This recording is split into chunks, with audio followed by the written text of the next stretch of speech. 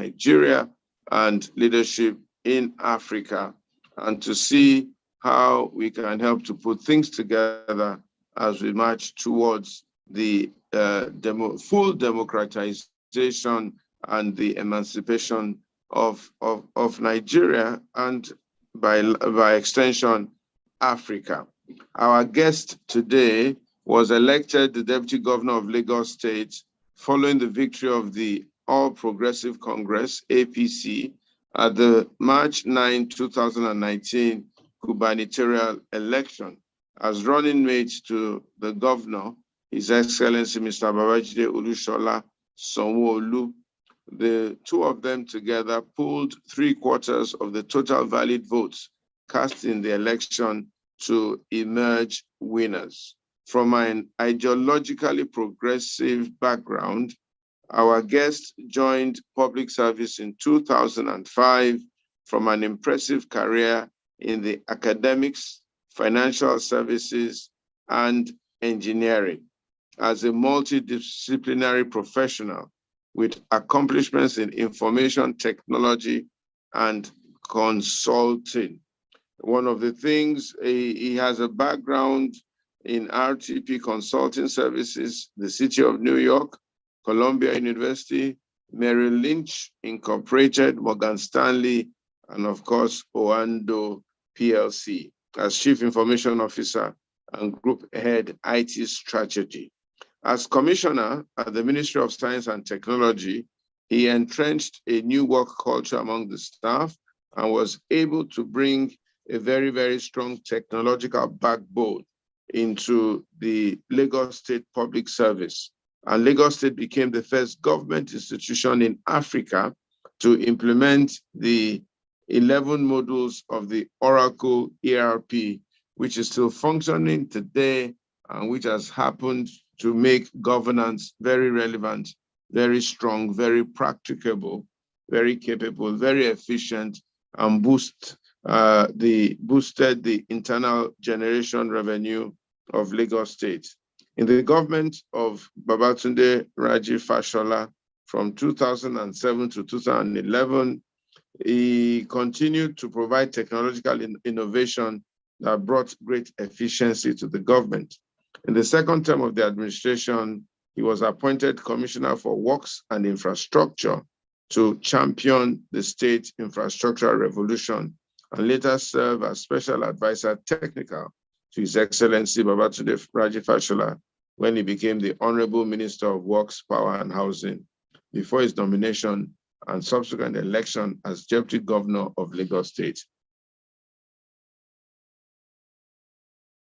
Please welcome with me today, Dr. Kadri, the Deputy Governor of Lagos State. My dear brother, my Excellency, God bless you, and welcome to the Nigerian Leadership Series. And I want to thank you very, very much for agreeing to be part of our discourse today. Thank you. Thank you very much, sir. Thank you. Nice to see you. Good.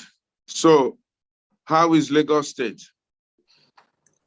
Well, I mean, Lagos is moving. As you know, it's a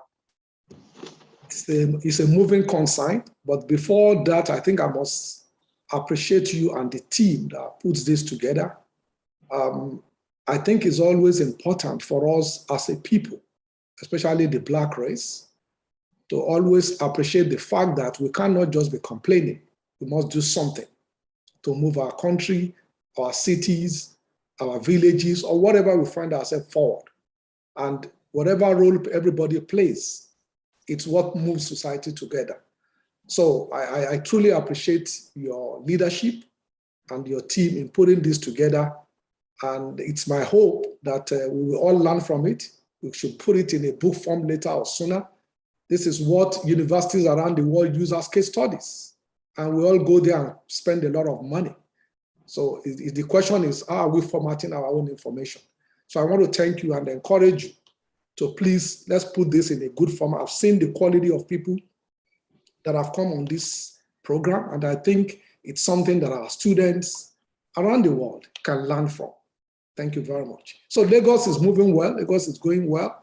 There will always be challenges. A city of 22 million people and counting, there will always be issues. There will always, but we're thankful that we are moving it. It's a sustainable city, and I think the best is yet to come when we are able to finally resolve our transportation quagmire by bringing rail, and which is in process, which will come in very soon. And I'm sure Lagosians will be very excited.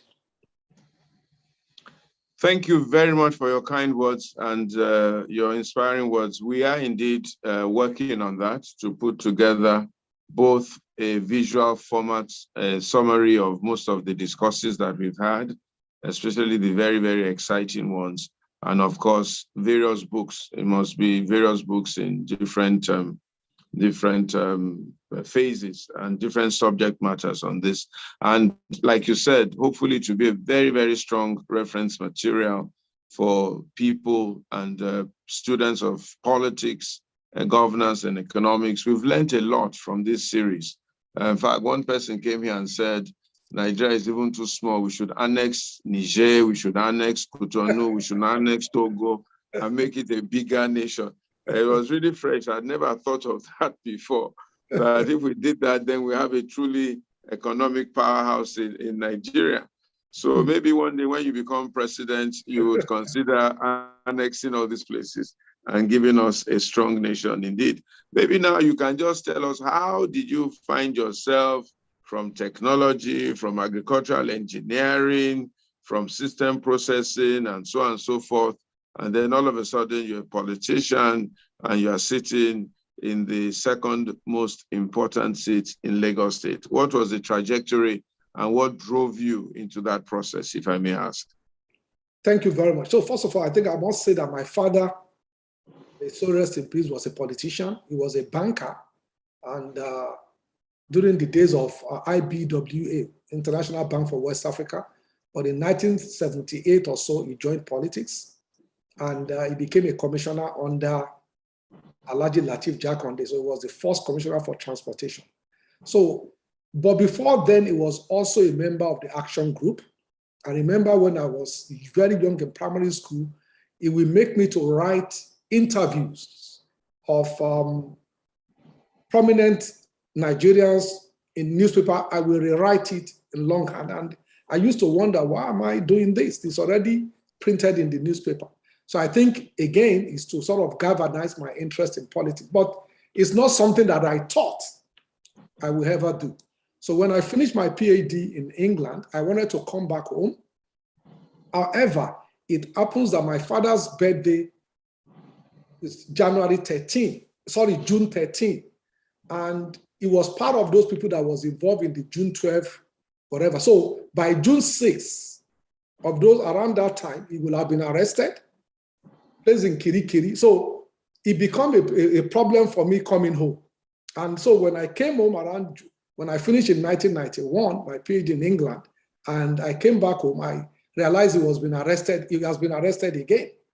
And he said, look, young man, so I applied to University of Ibadan to teach because some of the young doctors there encouraged me to do a PhD. And all I wanted to do was to be a fantastic professor.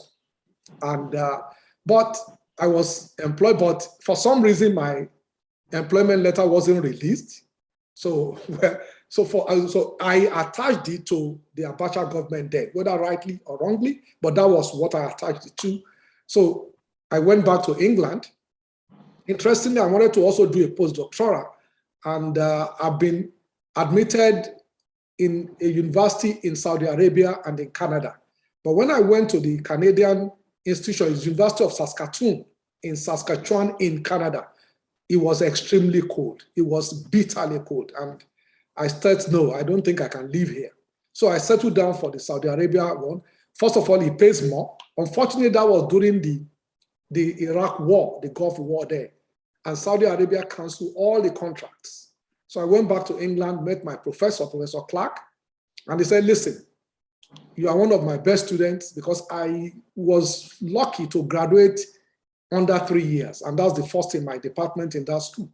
And so he said, I've just been given a grant in the United States. So follow me. So I followed him to Penn State University. And that's how I went to the United States. And one day a friend came to visit me from New York on Sunday, and I was just seeing him off. And I saw some group of people, and apparently they were interviewing. I just entered, I was in shorts, and that's how I was interviewed. And I must confess, I realized that if I started working then as a consultant for Compaq Computers to work with Citibank at the time, my salary was about 500%, would be 500% what I'm earning. So I left, and that's how I went back to New York, became a consultant, and that's how I entered because my PhD was actually more of computer simulation rather than actually engineering. So it was to simulate the process of how forces react on materials. So when you apply an established force on a material, how do you distribute those forces? So I was able to build a mathematical model on it and simulate it using computer algorithms. And so that computer knowledge is what I now become useful for me when I started working as a consultant. The company that employed me was actually Compaq Computers then. I hope people still remember. They have a consulting arm. But I was working at 111 Wall Street with Citibank. And that's how I entered the IT industry. So from there, I moved on to Citibank, to Morgan Stanley, Merrill Lynch. But I was also teaching because the reality is I never forgot that I like to teach. So I was lucky to teach in some institution, most notably Columbia University, where I was teaching IT component in the evening and on weekends. And so I enjoyed that. But how I entered politics ultimately was that when I became, so in a year, I think it was 2000, Governor Tinubu came to New York, and he came, I was with Morgan Stanley there. So apparently they wanted to do some infrastructure financing. They were looking at options. And of course, I was the only Black man in the room. So he met me, and so I gave a presentation. They asked questions, and he said, so later he called me and said, which Hamzat is yours? And I said, oh, my father is. He said, you are the son of my leader. What are you doing here? I said, well, I'm working. And he said, no, you need to come home to come and join our team. But well, that was 2000. I didn't listen. I didn't take it serious until I then decided, there were promotions and there were some things that didn't make me happy. Somebody that came behind me, that was clearly behind me, became an executive director, and I wasn't given executive directorship. So when I complained, I was given 6 months later, but I knew that there is a problem. So I wanted to come back home. So then I joined Ohando as the group head of IT, and we were implementing Oracle. We started implementing it, and it was going very well. So I think somehow Governor Tinubu got to know how the Oracle implementation in Ohando is going. And Lagos State at the time was also implementing Oracle. They were at the advanced stage, actually. But there are some issues there and there.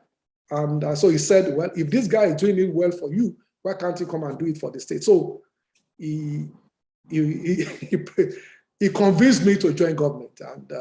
And that's how I became a commissioner. And the rest, like they say, is history. So that answers your question, the trajectory, how I actually entered. And I must say, like you said, implementing Oracle in a private sector is a monster. At the time when Lagos State started and when we finished, the success rate of ERP, Enterprise Resource Planning, so it can be Oracle, it can be SAP, it can be whatever, across the world was 17%. So Nike as a company, like I said, started implementing of Oracle. They spent $17 million and they canceled it. We all know Nike. Aramco, the biggest oil company in the world, spent $70 million at the time, and they are still going. So for a state to actually finish implementation, I think it's a big deal. And I was very happy, very proud of it, because the truth is we finished implementation of Oracle before the state of New York. But unfortunately, these things are not known to populace. And because we have so many challenges, people don't look at IT component of government as truly essential, but it is essential because my view is that what separates us from the rest of the world is science and technology and the rule of law. And in truth, even the rule of law is a subset of technology. And therefore, if we can get science and technology very, very right, it can at least move out a little bit towards the Western world. So that's the trajectory to the public service. It's interesting that this information that you have just given, especially failure rate of Oracle and all that, is not public knowledge. And even Lagos State being able to effectively implement Oracle as a state is also, I don't think you guys are making enough noise about it and so on and so forth. And especially the benefits thereof of having this IT backbone in the state. I think it might be a good thing to let people know and the efficiency that it has brought into the state and so on and so forth. Regardless, however, my next question is this: how is Nigeria, from your own perspective, both personal, your personal perspective, and I dare say your perspective as somebody who has been in government since 2005 at state and to some extent at federal level? Well, I mean, as a Nigerian, as a human being, I'm not happy. The state of our nation is tough, but fundamentally, I think we must have coincidence of words. So we are different people, we have different ethnic backgrounds, we have different religion, we have different all sorts. But the bottom line is we are human beings. And this country is so great in terms of assets. Like I said, I was working in New York in 1995, and I was making $60 an hour in 1995. Barrel of oil was $30 at the time. So we can all shout and make noise that we have oil, but the most important asset that we have as a people is our human being, our human capital.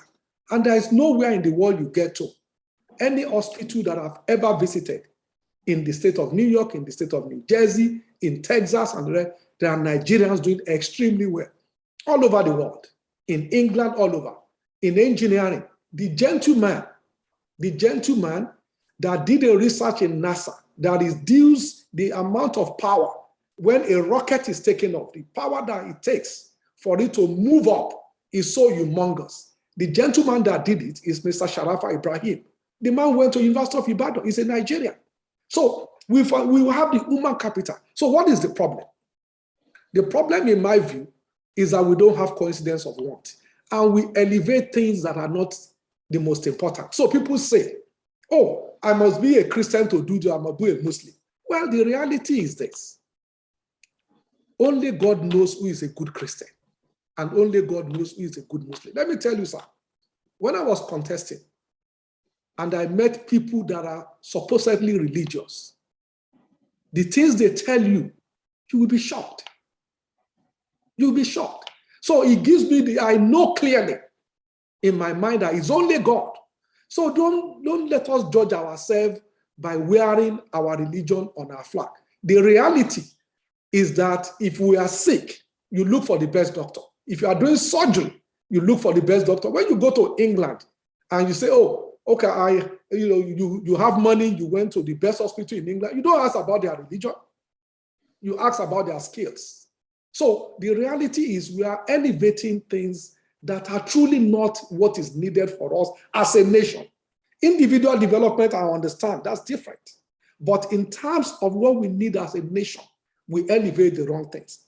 But for us in Nigeria, the challenge today, in my view, is the insecurity. If we are able to actually resolve insecurity, a lot of things will come into place. And I tell you, sir, you mentioned that I was special advisor technical to the Honorable Minister between 2015 and 2009 before I became the deputy governor. The reality is, during that time, sir, I traveled to all the 36 states of this country by road. By road. So let me explain. So from Abuja, so let's say we are going to South-South. From Abuja, we flew to Abuja to Calabar. And from Calabar, we go to all the states of the South-South. So Cross River, Rivers, and so on and so forth. We go to all of them, Delta, Edo, and the rest. And we see the roads. This country is a beautiful state. And I remember saying to the other, because we go in a bus, I say, look, as leaders, God will ask us very terrible questions, and we better be ready to prepare. From Nasarawa to Benue to Plateau, unbelievable land structure, unbelievable land that we are not cultivating and we are just living there. So the reality is we've allowed the insecurity in our country is the major problem for me, because I know that in terms of infrastructure, we are struggling, we are trying, we are doing it, because I know Kano to Yobe, 660 kilometers, done. The second Niger bridge, almost to be completed. Abuja to Kadri, okay, but the reality is, who is going to even use those roads when people can travel on them? So we must resolve insecurity, and it's something that has to be done. It's absolutely something. So in terms of that, I'm not happy. But as a Nigerian, when I go out of the country, I'm able to lift my head, because I know that Nigerians have done very well. We just need to put our house in order and be able to get the right people in position. And I think that is probably one of the biggest challenges. We must get the right people in position. If we do, these problems are surmountable, easily surmountable. I'm not saying they are easy, but they can be. Ghosts will not come and solve them for us. Americans, Canadians will not come and solve them for us. It's Nigerians that must, and we have what it takes. We just need to understand, but it is also important. Thomas Jefferson said, no, nations cannot develop when citizens are not well informed. So what are people telling us when we want to vote for them? Are we just listening to nonsense? Are we listening to lies? When people say, I will do this, I will do this, do we ask them, where is the funding coming from? How do we fund it? When people say no, oh, you can't toll that road, do you understand that the road between New York and New Jersey, there are 3 roads that link them, all of them are tarred. All of them are told, I'm sorry. So the reality is, what do we do? How? So we should engage ourselves and be honest that nothing in life is free. So we must be very honest with ourselves, ask the right question. So the citizens must be well informed in order to get the type of leadership that can move this country forward. I have no doubt in my mind, absolutely no doubt, that within a space of 10 years, we can fix this country. But we need to have the type of leadership that is determined, that is focused. And we must understand that certain things have to change. We have to shake certain things in order for things to actually happen for us. But we are too many as a people, too many destiny to go wasted, and God will not allow that. So the reality is, we must do whatever it takes to get the right leadership so that we can move our country forward. I understand that not everybody will be happy initially. So there are decisions that you take. So for example, I know a lot of people, somebody still called me today, knocking me because of the Okada ban. And I explained to him one of the reasons why we need to do it. He understood, but he said, oh, what, and so on and so forth. But the reality is, you must do what you think is good for the nation, the common good for the biggest number of people.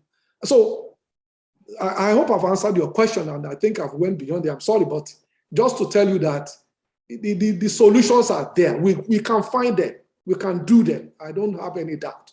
We just need to have the right leadership and be ready to make some of the sacrifices all across. Yeah, thank you very much. You opened something that I will enter slightly and then come back out of it and ask some other questions. So you are going to explain to us the Okada ban, okay? So why did we ban Okada in Lagos? I have a rough idea, but it might be good for the people on the platform to hear you out. Secondly, why is it that Nigeria has found itself in this place? Why have we not been able to make the right leadership choices over these years? And then thirdly, what do we need to do to lead Nigeria right? You know, you are at the cusp and at the edge of leadership, at least at the state and possibly national level. What do we need to do to lead Nigeria right? Because our topic tonight is leading Nigeria right. What do we really need to do, honestly, to lead this nation right?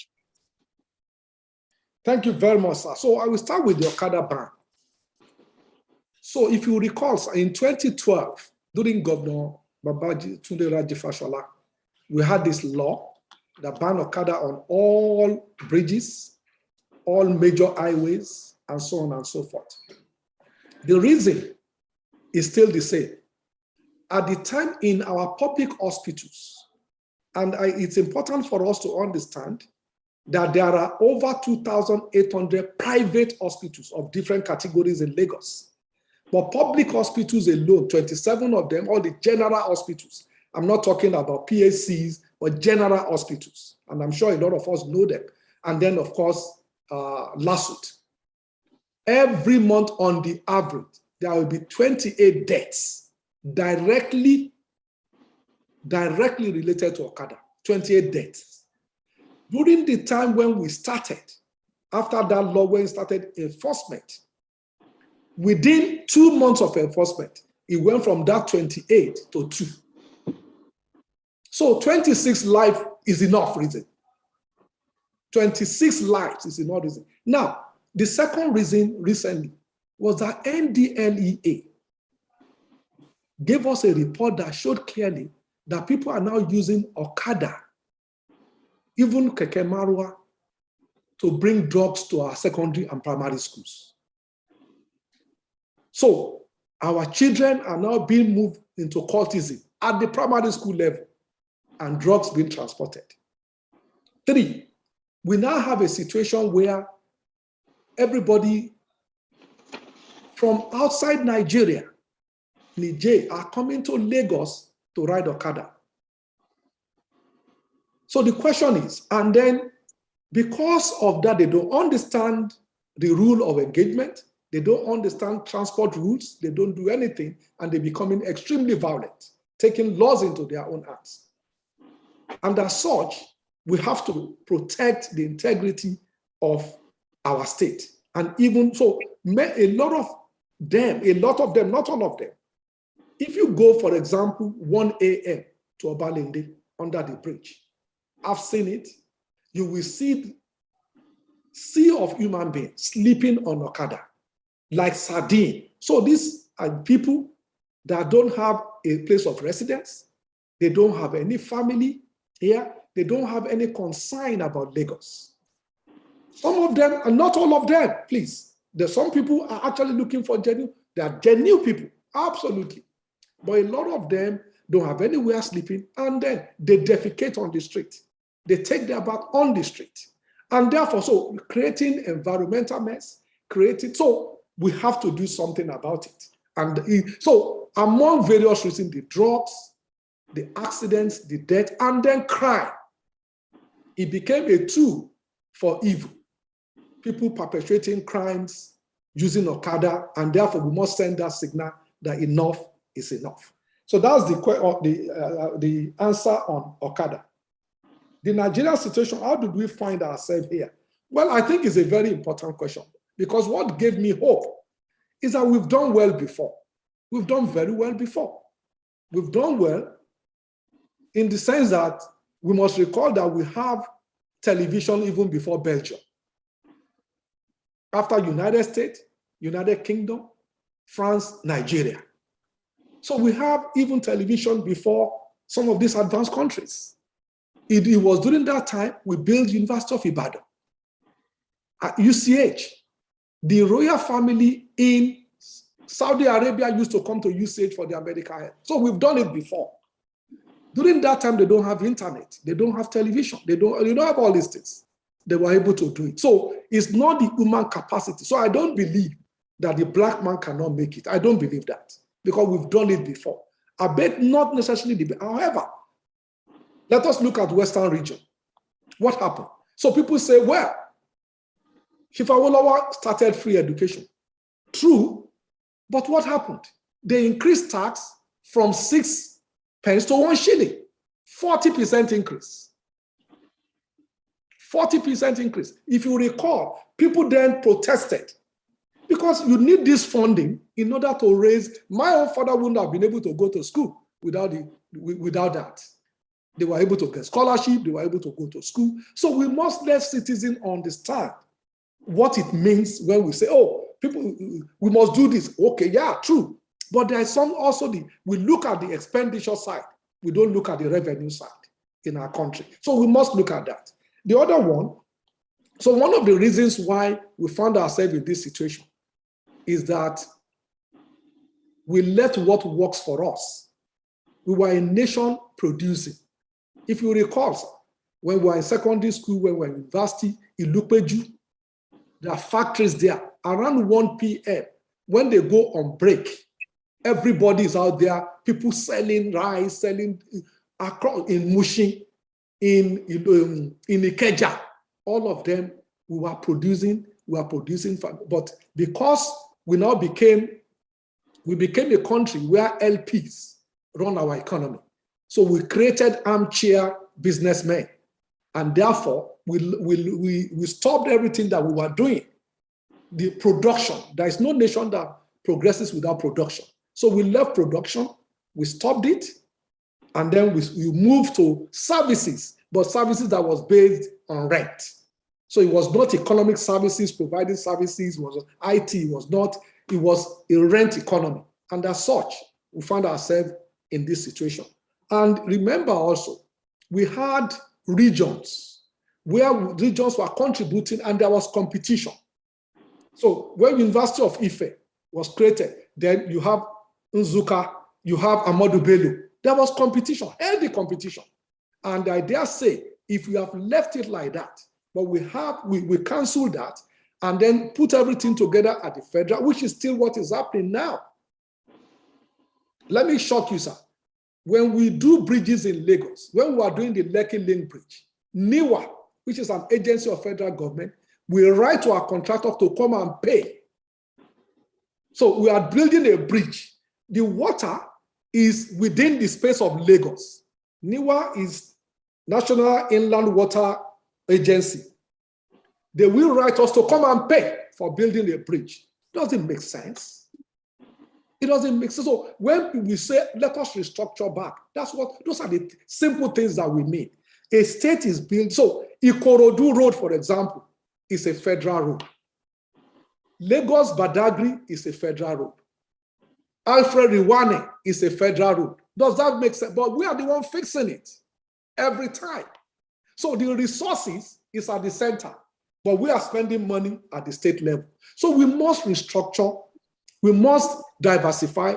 The country Pakistan just changed. So before, states is 70-30. Federal in Pakistan gets 70, states get 30%, or regions get 30%. But remember, they are perpetually at war with India. But we are not perpetually at war with anybody. So today, the federal government takes 52%, and then they take 2% for FCT, no, 2% for FCT, 1% for ecology. That is about 54%, or 55%. The state will take 26%. The 36 states will take 26%, and the rest local government. So it's skewed wrongly. It's skewed wrongly. And that's why people say a lot of waste is at the federal. Well, there will be waste. There will be waste because you are staying there in Abuja and trying to micromanage what is going on in Lagos, what is going on in Edo, what is going on in Benue. But let the people in those states, in the local government, do the thing. So we move away from bottom up to top to bottom instead of bottom up. So we change the dynamics of governance, and therefore we created unnecessary waste, and that's what led to LP, where people doing nothing. We get a contract, just sell it, and they become billionaires. So what is the incentive for me to actually work hard when I can just know somebody, I'm somebody's friend, I'm somebody's brother, I'm somebody's girlfriend, whatever it is, I'm somebody's wife, whatever it is, and then I become billionaire. So that, and then even the way we auction our oil block, I mean, I hope I'm not, the way we auction our oil block, these are national assets. So it should not be that we just give it out to anybody. These are national assets. So there has to be an agreed way of doing this so that the country makes more money. And then we must be responsible for various things. And then what do we need to do? Sir, the reality is Abraham Lincoln became president of America at the right time. If not, maybe America will not be what it is today. So nations have been lucky. Well, I don't know if it is luck, but nations have been lucky to get the right leadership at the right time. Recall, sir, during the Civil War in America, Abraham Lincoln, who was finally assassinated, said, no way, it is enough, we must stop slave trade. It is not right. He was a slave owner too, but he said, well, I understand, but it's enough for us to stop this. He fought it, it led to war, they fought it, and that changed the fundamentals of America, where in truth, when they say all men are created equal, it started. At least they started the journey at the time. Look at Winston Churchill and United Kingdom during the Second World War. The prime minister before him almost gave in to Adolf Hitler, but it was Winston Churchill that said no. So if that did not happen, maybe Britain will not be what it is today. Maybe it would have not even existed anymore because they could have been wiped out. So they were lucky to have men. Singapore had Lee Kuan Yew at the right time at bat. So they were lucky to have the right people at the right time. Our challenge is that when we started as a nation, we had 3 leaders. It doesn't work anywhere.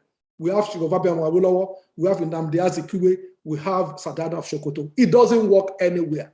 We should have had one leader, and then let's move in that direction. Everybody must understand that this is our leader, and then everybody works. So it doesn't matter whether you are Yoruba, Igbo, whatever it is. Unfortunately, that was what we had, and that started nepotism, it started tribalism and all the rest, unfortunately. But so what do we do going forward? We must minimize tribe. We must minimize religion in the activity of the state, not in our lives. So it's good for us to be good Christians, it's good for us to be good Muslims, but let it reflect in our lives, not in our lips, in what we do. How do we relate with fellow human? When people steal money, when they engage in corruption, they don't think about religion. Muslim, Christian, they share this money. So it's not about, so Muslim, Christian, and Yoruba, Igbo, everybody get involved in it. So why are we deceiving ourselves? So we must, and then start to look for competence. What have you done? What are you doing? What are you going to do? If you don't, what you don't have, you cannot give it to anybody. So you want to be president of Nigeria, you want to be a governor. What have you done before? What exactly have you done? What are your accomplishments? And then when you talk to me that, oh, I'm going to provide free education. Okay, what number of students? What does that amount to? I'm going to do this. Okay, fine. How? So we must ask the right question so that people understand that we are not stupid. And you cannot just come to me and say, oh, I'm going to do this and I accept. Because you will find out nobody, and I think we must understand it, no governor, no chairman of local government, no president comes into government to come and fail. Nobody. It's when people get there that they get overwhelmed because the capacity, the preparation is probably not adequate. And then people don't understand how to prioritize and the rest. So the ones that have succeeded, that have done well, is because they have that capacity. And of course, they are also guided by God. But you must have that capacity because God gives us different talents. So if your talent is not in that line, it's difficult for you to excel. So we must appoint the right people at the right places. And the way I will end this up is I was opportune to meet Lee Kuan Yew with Governor Fashola when we visited him.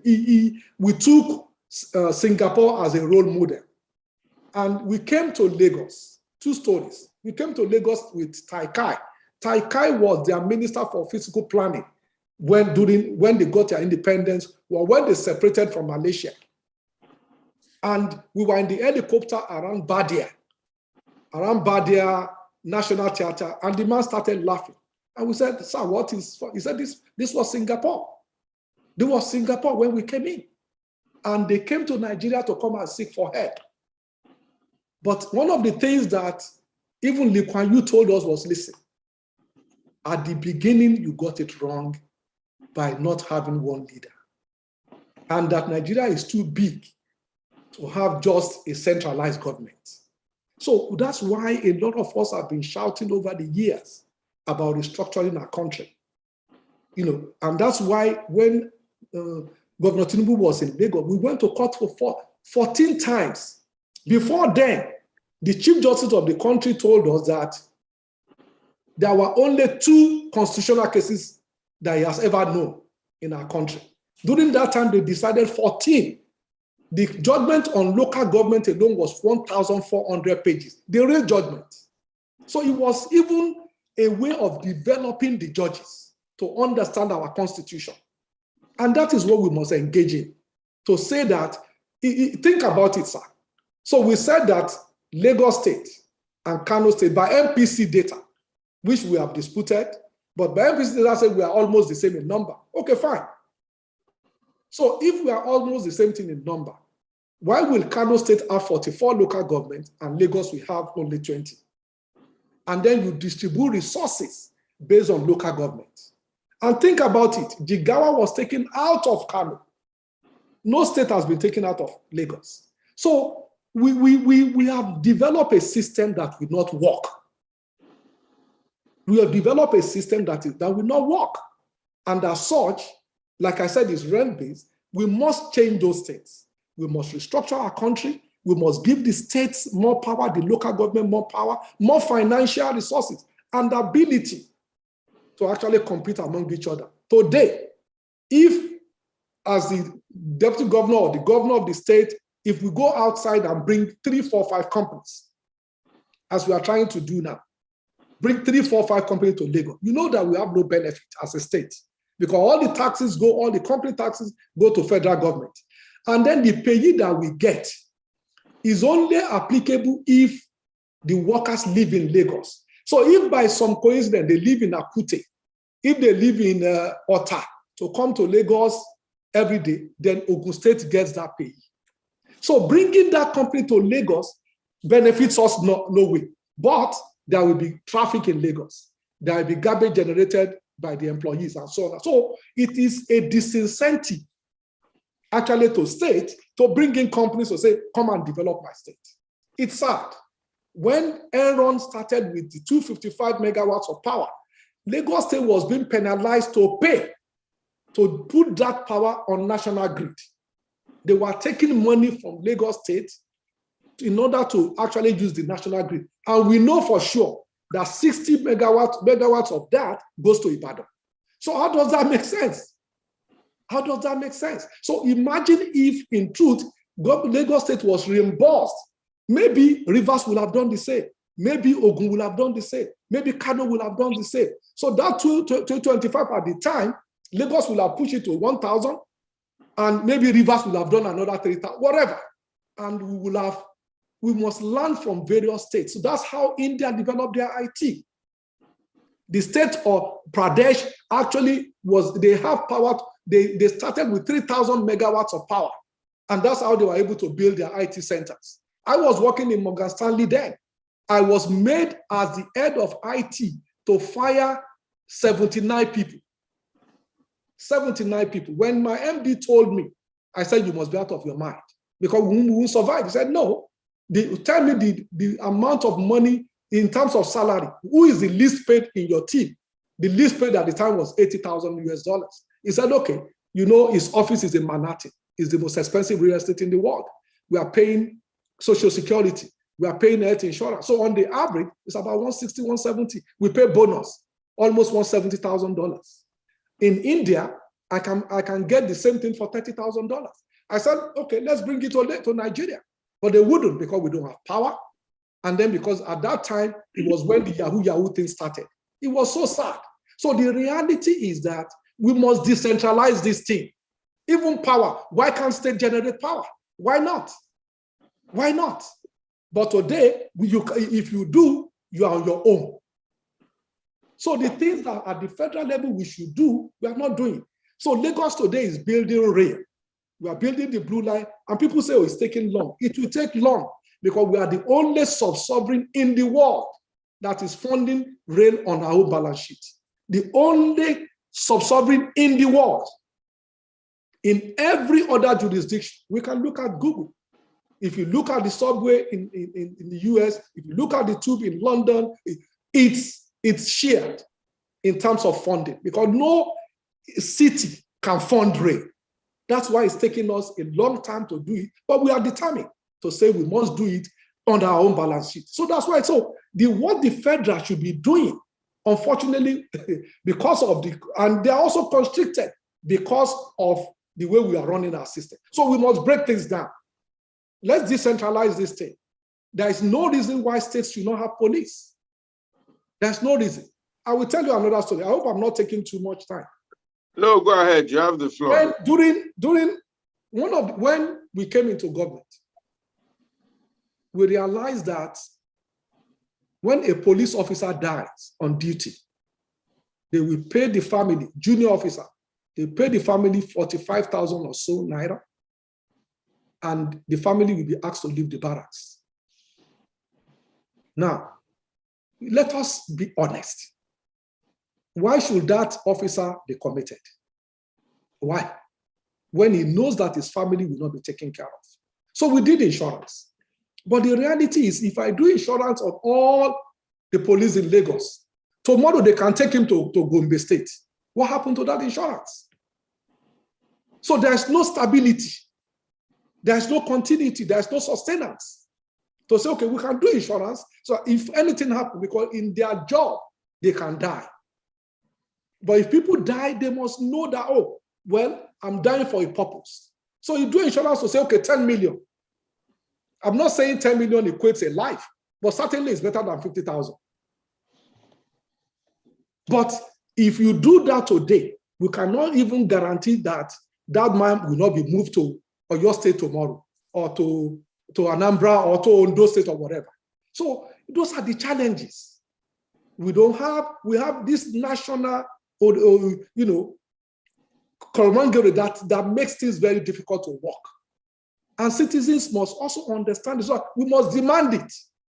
And that's why I said we must have coincidence of wants. What we want must look alike. Development, we must restructure. So that when we restructure this thing, we know who is responsible for who. And then we'll be able to do it. So restructuring is important.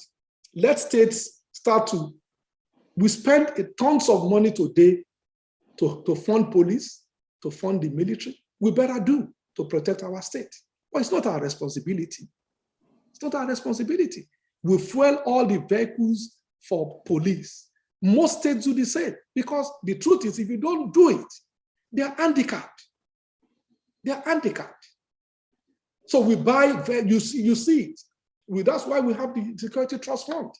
So, and it's run by private organizations. We put money there, people put money there. We buy this in APC, we buy everything to secure our state. So the reality is, if it's not sustainable if we don't put a structure around it as a nation. So we must do all those type of things and be able to actually move forward, and invest a lot more in our youth, like we are doing in Lagos. But the reality is, what you cannot measure is difficult to manage it. So today, because of our public school, because we pay for WAEC fees, for example, towards when SS3, the number of people that just come to Lagos will just increase tremendously. So we don't really know the number that will come. We can't plan for it.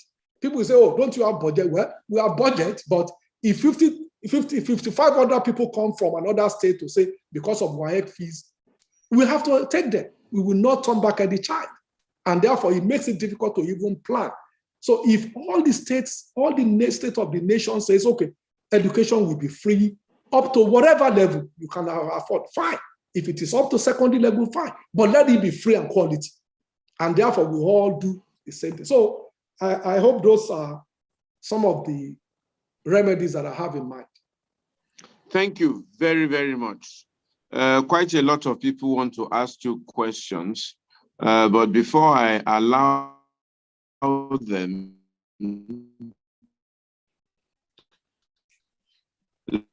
let me ask you to begin to open the floor. I think the first one to ask is, has it been so? People think that the present political process as we have, the large monetization of politics, we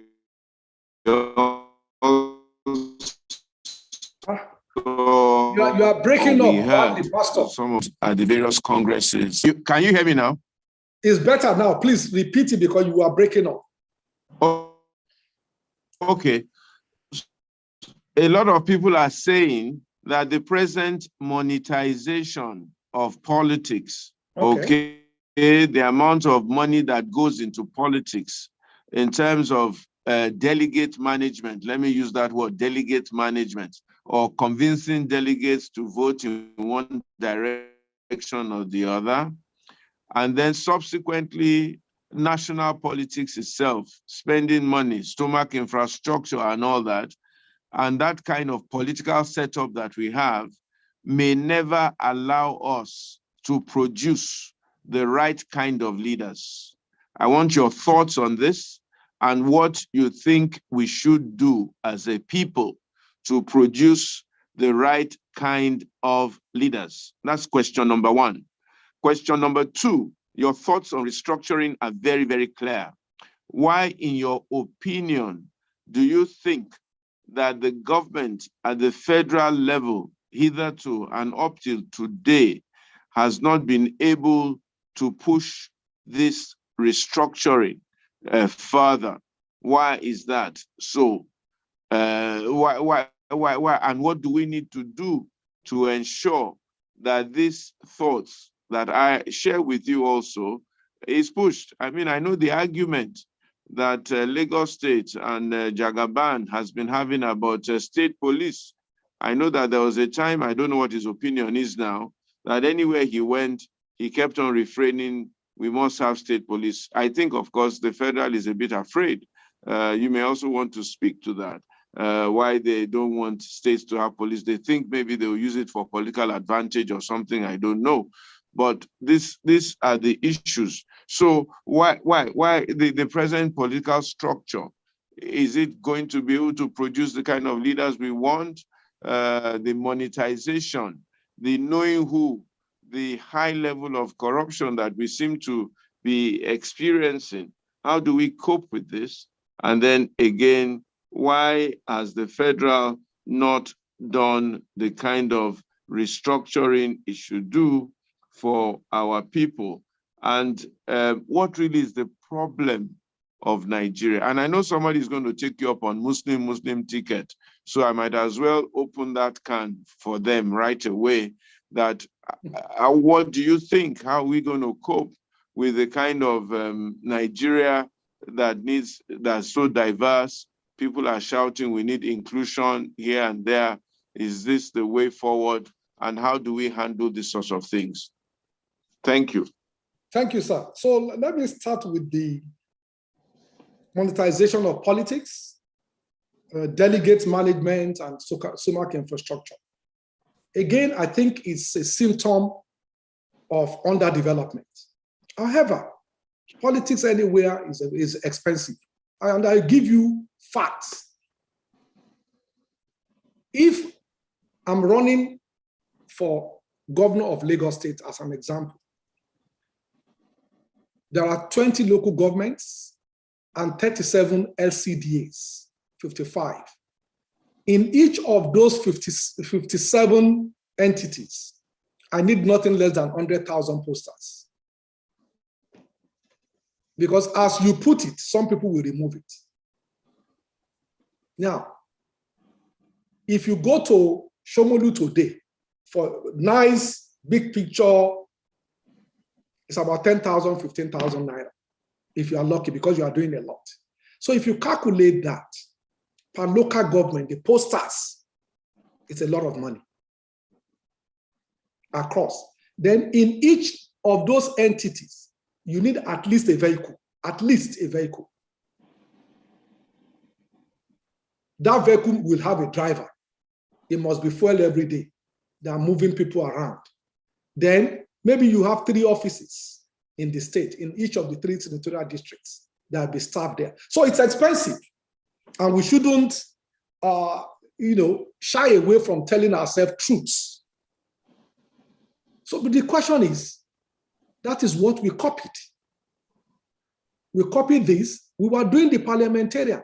Our constitution changed to presidential. In the United States, I used to live in New Jersey and New York. There was, there was a senator that ultimately became a governor. He was the chairman of Goldman Sachs. And I'll try and check his name before we finish. Goldman Sachs. When he wanted to run for Senate, he spent $60 million of his own money. He has the money. He's not giving it to anybody, but advertisement and moving around, getting play, and so on and so forth. So it's expensive. So what do we do? What other people can do is, okay, the moment you become a candidate of a party. Okay, but before we get there, because you talk about the delegates. So that is why it's one of the problems we have with the Electoral Act. The number of delegates were a bit small. The number of delegates, so if you think about it, for the PDP, the total number of delegates that with Atiku, with Abubakar Atiku, with Wike and everything, it's about 800. Now, when 800 people are to select the president of a country with 200 million people, you've created room for inducement. In our own case, Ashwaju has 1271, Rotimi Amechi has 370 something, so it's about 2,200 and something. It's still small. So what we should have pushed for is something like 15,000 or 20,000. It's therefore difficult to spend that kind of money on those individuals. So let us even say you spend money, but it will be small. Because if you think about it, how much are you going to give 20,000 people? That would be a lot of money, a lot of money compared to what we are hearing now. So we shouldn't use, that's why direct primary would have been good, but it's also very expensive because it means everybody, there must be agents, you must pay the agents in each of the polling booths across the country and so on. So we must have a mix between direct and indirect, but the number must be sizable so that you cannot say, because if, for example, we have some House of Reps, only 35 people voted.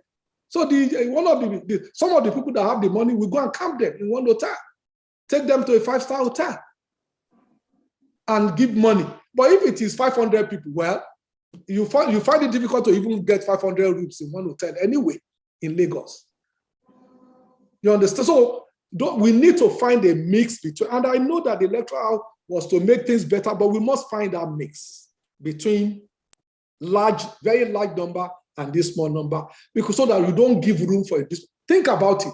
The state of Texas just passed a law that says that you cannot give people that wants to vote keying up water or snacks because they know that it's inducement. The state of Texas, their new law, that's what they just passed in 2021. Because so the reality is, the name of the senator is John Stevens Cousin. He was senator from New Jersey, 2001 to 2006, and governor of New Jersey from 2006 to 2010. You can go and check it. Senator John Stevens Cousin. He was chairman of, he spent almost $100 million to run for Senate in 2001. It was amazing. And he won. And I remember then his opponent, who was a Republican, was saying he bought himself into Senate. So in the system that we have created, it's expensive. So in terms of stomach infrastructure, again, we must invest better in our education. We must invest better in our education. And I think that will reduce the level of entitlement that we are creating in our society, where people believe that they are entitled to something in terms of, gifts or something like that. Because if you are well educated or well trained as an artisan, you are a good mechanic, you go and do your job and you don't care what others do. So I think the solution is, how do we fund our education? And then the third one is, how do we improve our family unit, which has broken down? In Lagos today, I was just saying it at a function that I attended, there are hundreds of thousands of women that are widowed, but their husbands are alive. Because the man will just say, after having 3 children, we just leave the house to go and marry another woman, or leave the house and just do, So we must force them to take care of those children. So the moment you are responsible for a child, you cannot you can't force people to live together if they don't like each other anymore. I don't think we can create that law, but you must be responsible for the children that you bring into the world, as much as your ability can carry you. We are not saying, we know that not everybody has the means, but you must have that intention. You must have that ability. So those are critical, out fixing our family unit, improving our education. And then, of course, so those are the issues. So the question is, how do we get the kind of leadership that we want? I said it initially that we must have coincidence of wants. So certain things we must engage and I think that's why INEC did the primaries a bit earlier, so that by September, when campaign starts, so we have September, October, November, December, January, February before election. We have about 6 months, so that we can ask questions from people that wants to lead us. What is your plan? So you say, okay, you will create jobs. How will you create those jobs? I'm in a team that is writing something for our party, our presidential candidate, on how to create jobs, because it's national that can actually do it. And maybe I can share some snippet here, a snippet. We have over 3 million SMEs and MSMEs in Nigeria. So let us assume that 1.5 million of them are ongoing. They are bank accounts, they are businesses. Let us now assume that 1.2 million of those are people that produce local things. So you produce adire, you produce egg, you produce rice, you produce tomato, you are into agric, you are into fabrics, you are a fashion designer, and so on. Now, so that the import component of what you do is very small. So imagine if government now say, okay, I'm going to give you a grant or a loan of 10 million naira. A loan of 10 million naira, 2-year moratorium, no interest rate. But you must have a bank account. You must audit your account so that we know you are not faking it. And therefore, we give you 10 million naira, but you must employ 2 people and you must pay them minimum 50,000 every month. So if you do 1.5 million, it's a lot of money, but it's going into Nigerian people. It's a lot of money, but it's going into Nigerian people. And then, because, like I said, you are producing local materials, you are producing egg, you are a bakery, you are doing bread in Agege, you are doing something, you are doing rice in Kafansha, you are doing ofada rice, you are producing local material. So that money goes into local economy, local production. And you've employed about 3 million people immediately into that sector, different areas, farming, fashion, the entertainment, whatever it is, those that you can verify. You just created 3 million employment. Now, let us assume that only 50% of them in 3 years' time or 2 years' time pays something. Well, if some of them don't pay, it's fine. Let us assume 50%. It means you can sustain a continuous recruitment of about 500,000, 1 million every year. That's what it means. And therefore, you are increasing the tax net and building the economy better. So you must be ready to do that. But it requires enormous amount of management so that there is no corruption. So therefore, it must be IT-based. You must set up the IT structure that allows monitoring, that allows individual enforcement, that allows the sustainability of the project. So something like that. But we must ask people these questions. What do we really want to do? How do we improve the health sector of our country? Every nation, United Kingdom, United States, in America, there are 40,000 Americans. 20 million, 20 million Americans that don't have health insurance. Why? Because health is expensive. So how do you want to fund it? What is the sustainable way of funding it? The NHS we hear about it, NHS in the UK. That's why if you have a hip replacement in UK now, you can wait for a year. So not because they don't want to do it, but because it's expensive. Therefore, we must understand what is your plan. What do you want us to pay? Are you putting in insurance? Are you subsidizing insurance? What is it? So we must have plans laid out by people, not that you just go on social media and say, this one. People lie to you, tell you all sorts of things, and you just take it in. So we must be able to process information as a people so that at least we can make the right decisions. I know a lot of us might be one issue voter, but it's better to have 2, 3 issues, because the reality is you might have more in common than you'd have against. And I think the second question is federal government not being able to restructure the state police. The reality is, sir, people will not fire themselves. The senators, the House of Reps, they will not fire themselves. Therefore, as citizens, we must then demand that for 2023 election, whatever it is, let there be also question on the ballot. In other states, they do it. In the United States, Brexit was a referendum. It was a policy, but okay, let the people decide. So because it was difficult for the governing party, for the ruling class to make that decision. So, but the people decided, and everybody has to follow. So many things. So we must put it in our. One of the reasons why police don't work well is that you know why we did street signs at the time we did it during BRF. I was the chairman of the committee that put it together. Is that when you call a policeman at night and they left that police station and is coming, let's even say they are ready to come. The man is from Bayelsa. The man is from Ogun State. He doesn't know your street. And they are missing roads. Practical real life experience. They are mixing roads. So we said, oh, let's go and build all these things. Let it be shining at night and all those things. But it's cosmetic. I grew up in Mushi.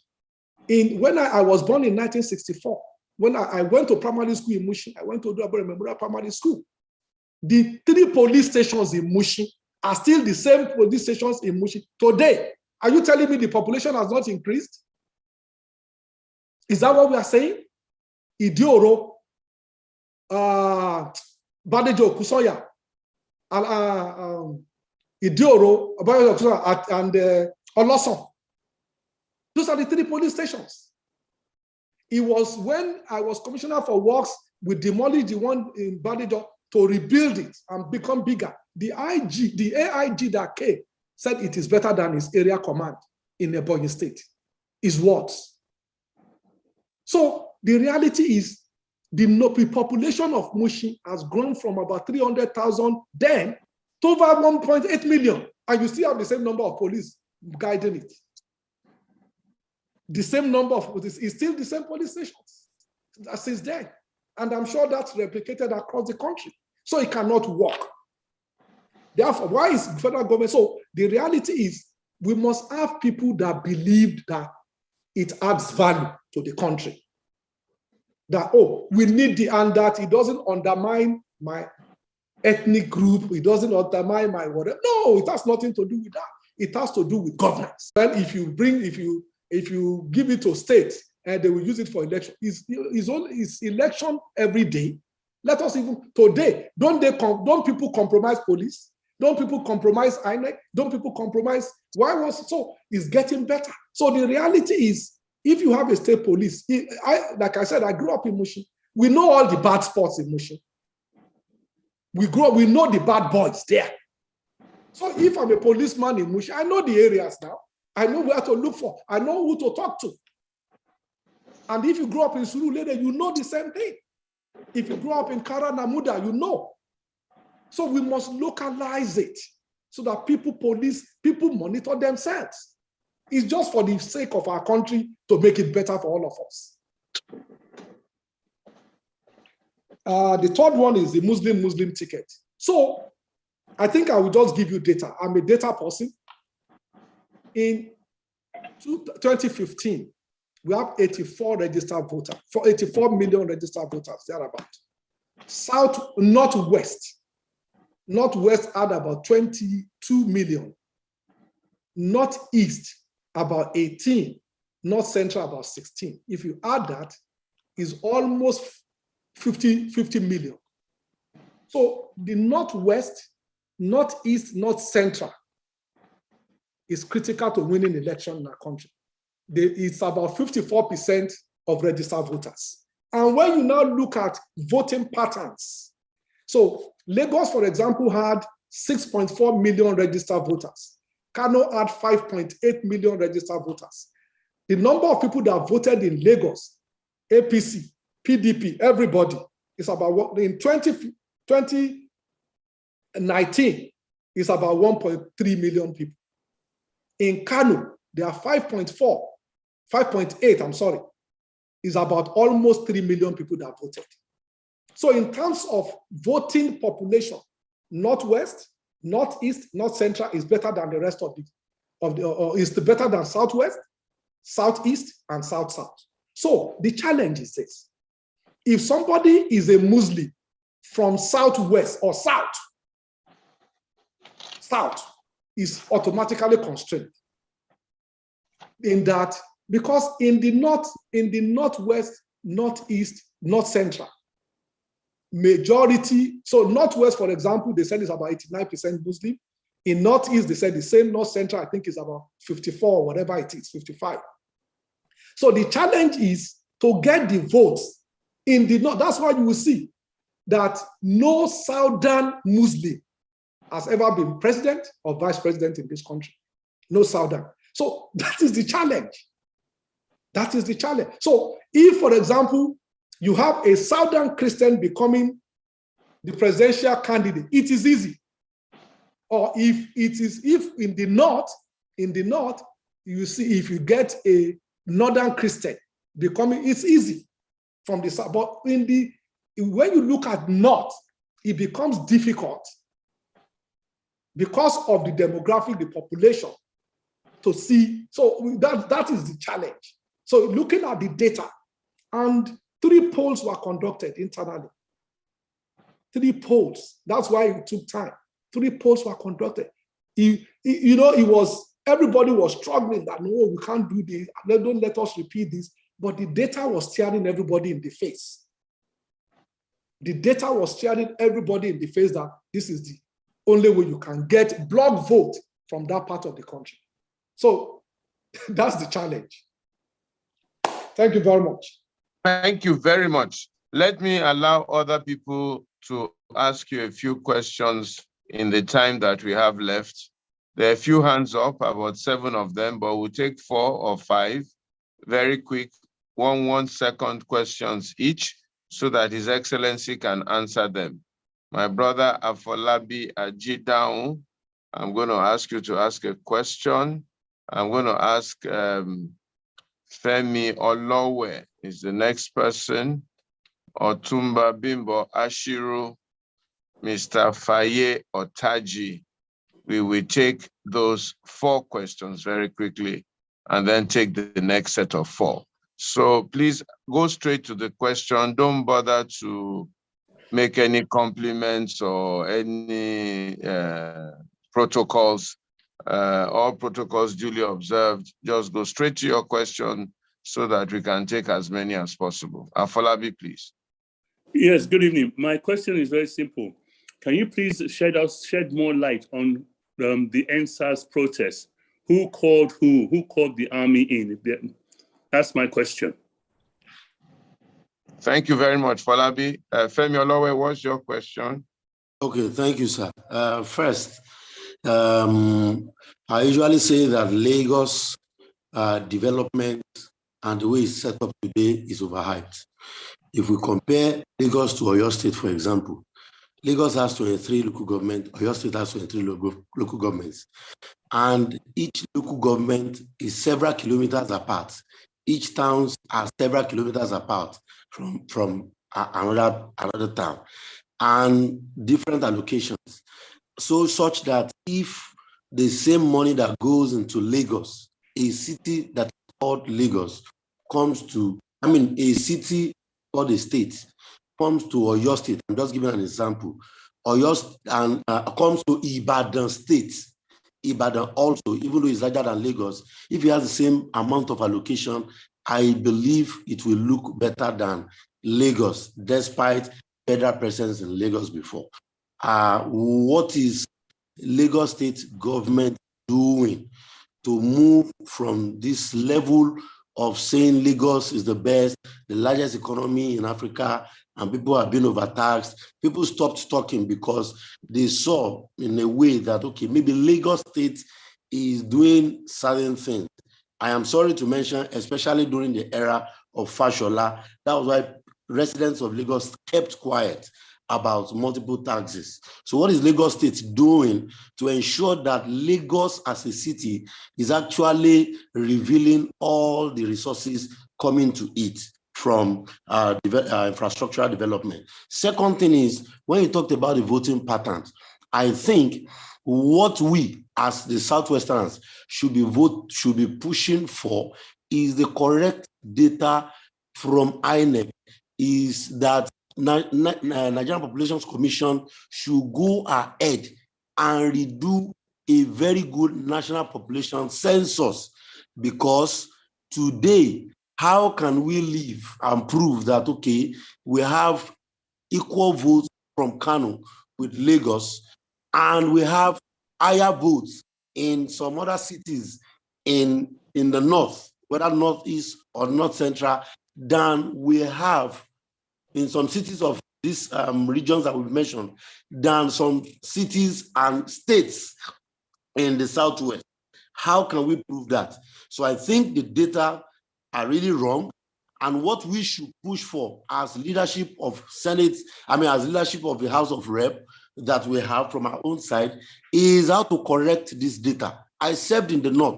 What I saw is just the landmass, not the human, not the humans in number. So, okay, thank you very much. Right. And the third one, sir, is... No. I think 2 questions is okay. Let other people please ask their questions. If we have time before the end of the program, we'll take you up again. Really no. Well, sorry, sir. Please, please hold. Okay, all right.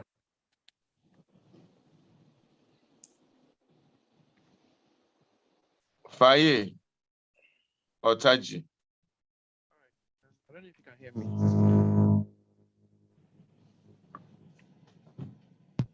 Unmute yourself, ask your questions. Can you hear me? Yeah, we can hear you. Can you hear me? We can hear you. Go ahead, we can hear you. All right. So my question is, what do you mean by we the masses must request that restructuring should be put in the ballot? And what is the process to achieve this? Thank you. All right. I can't find Otumba Ashiru Balogun. I think there's a person, Kofo K. Can you ask your question quickly, please? Unmute yourself. Kofo K. Unmute yourself. We can't hear you. They didn't unmute me before. Yes. Can you hear me now? Okay, Otumba, go ahead, please. Yes. Good afternoon, Your Excellency. My own question, I think it's more of a question and comment, that you say we have everybody coming in, when I become the governor, when I become the president, this is what I'm going to do. But nobody is talking about our landlords and landladies, which you yourself know with our experience in government. The civil service, they are the problems, they are the bane of our problem in Nigeria. And how do we solve that problem? Nobody is talking about civil service restructuring. Recently, we had that an accountant general was being proved for about 50-something billion. Where is the money? They are even richer than the president or even the governors. So what are we going to do about this civil service reform? How do we resolve this issue? I know that the system is funny. I mean, when I was the commissioner, I said I was going to sack somebody. I said, no, commissioner, you cannot sack. You have to go through the ordinary driver. I couldn't sack because they are like a cult. They are like a cult that I don't know how do we resolve this all over the country. That is the problem we have in Nigeria. And the issue of poverty that we have is still there. So that's why we always have the issue of having vote buying, paying people for delegates, because the poverty level is high. You can't hardly hear that in England or in America, that somebody is being paid to vote. No, you pay 2,000 naira, you vote your life. But the point is, how do we resolve all these issues? There are fundamental issues that need to be resolved, but we keep quiet about them. Your Excellency, I think we need a solution to this. Thank you very much. Thank you very much. Pastor, can I answer the 4 questions now? Please go ahead, please. Okay, so Mr. Falabi wanted to know the EndSARS protest, who called who. Well, I mean, as you know, the federal government, the commander-in-chief of the armed forces is the commander of the military. Let me tell you this. We were in Marina, myself, the governor, and some other few people, when one of the wives of one of our ESCO members called us to say, there seems to be shooting.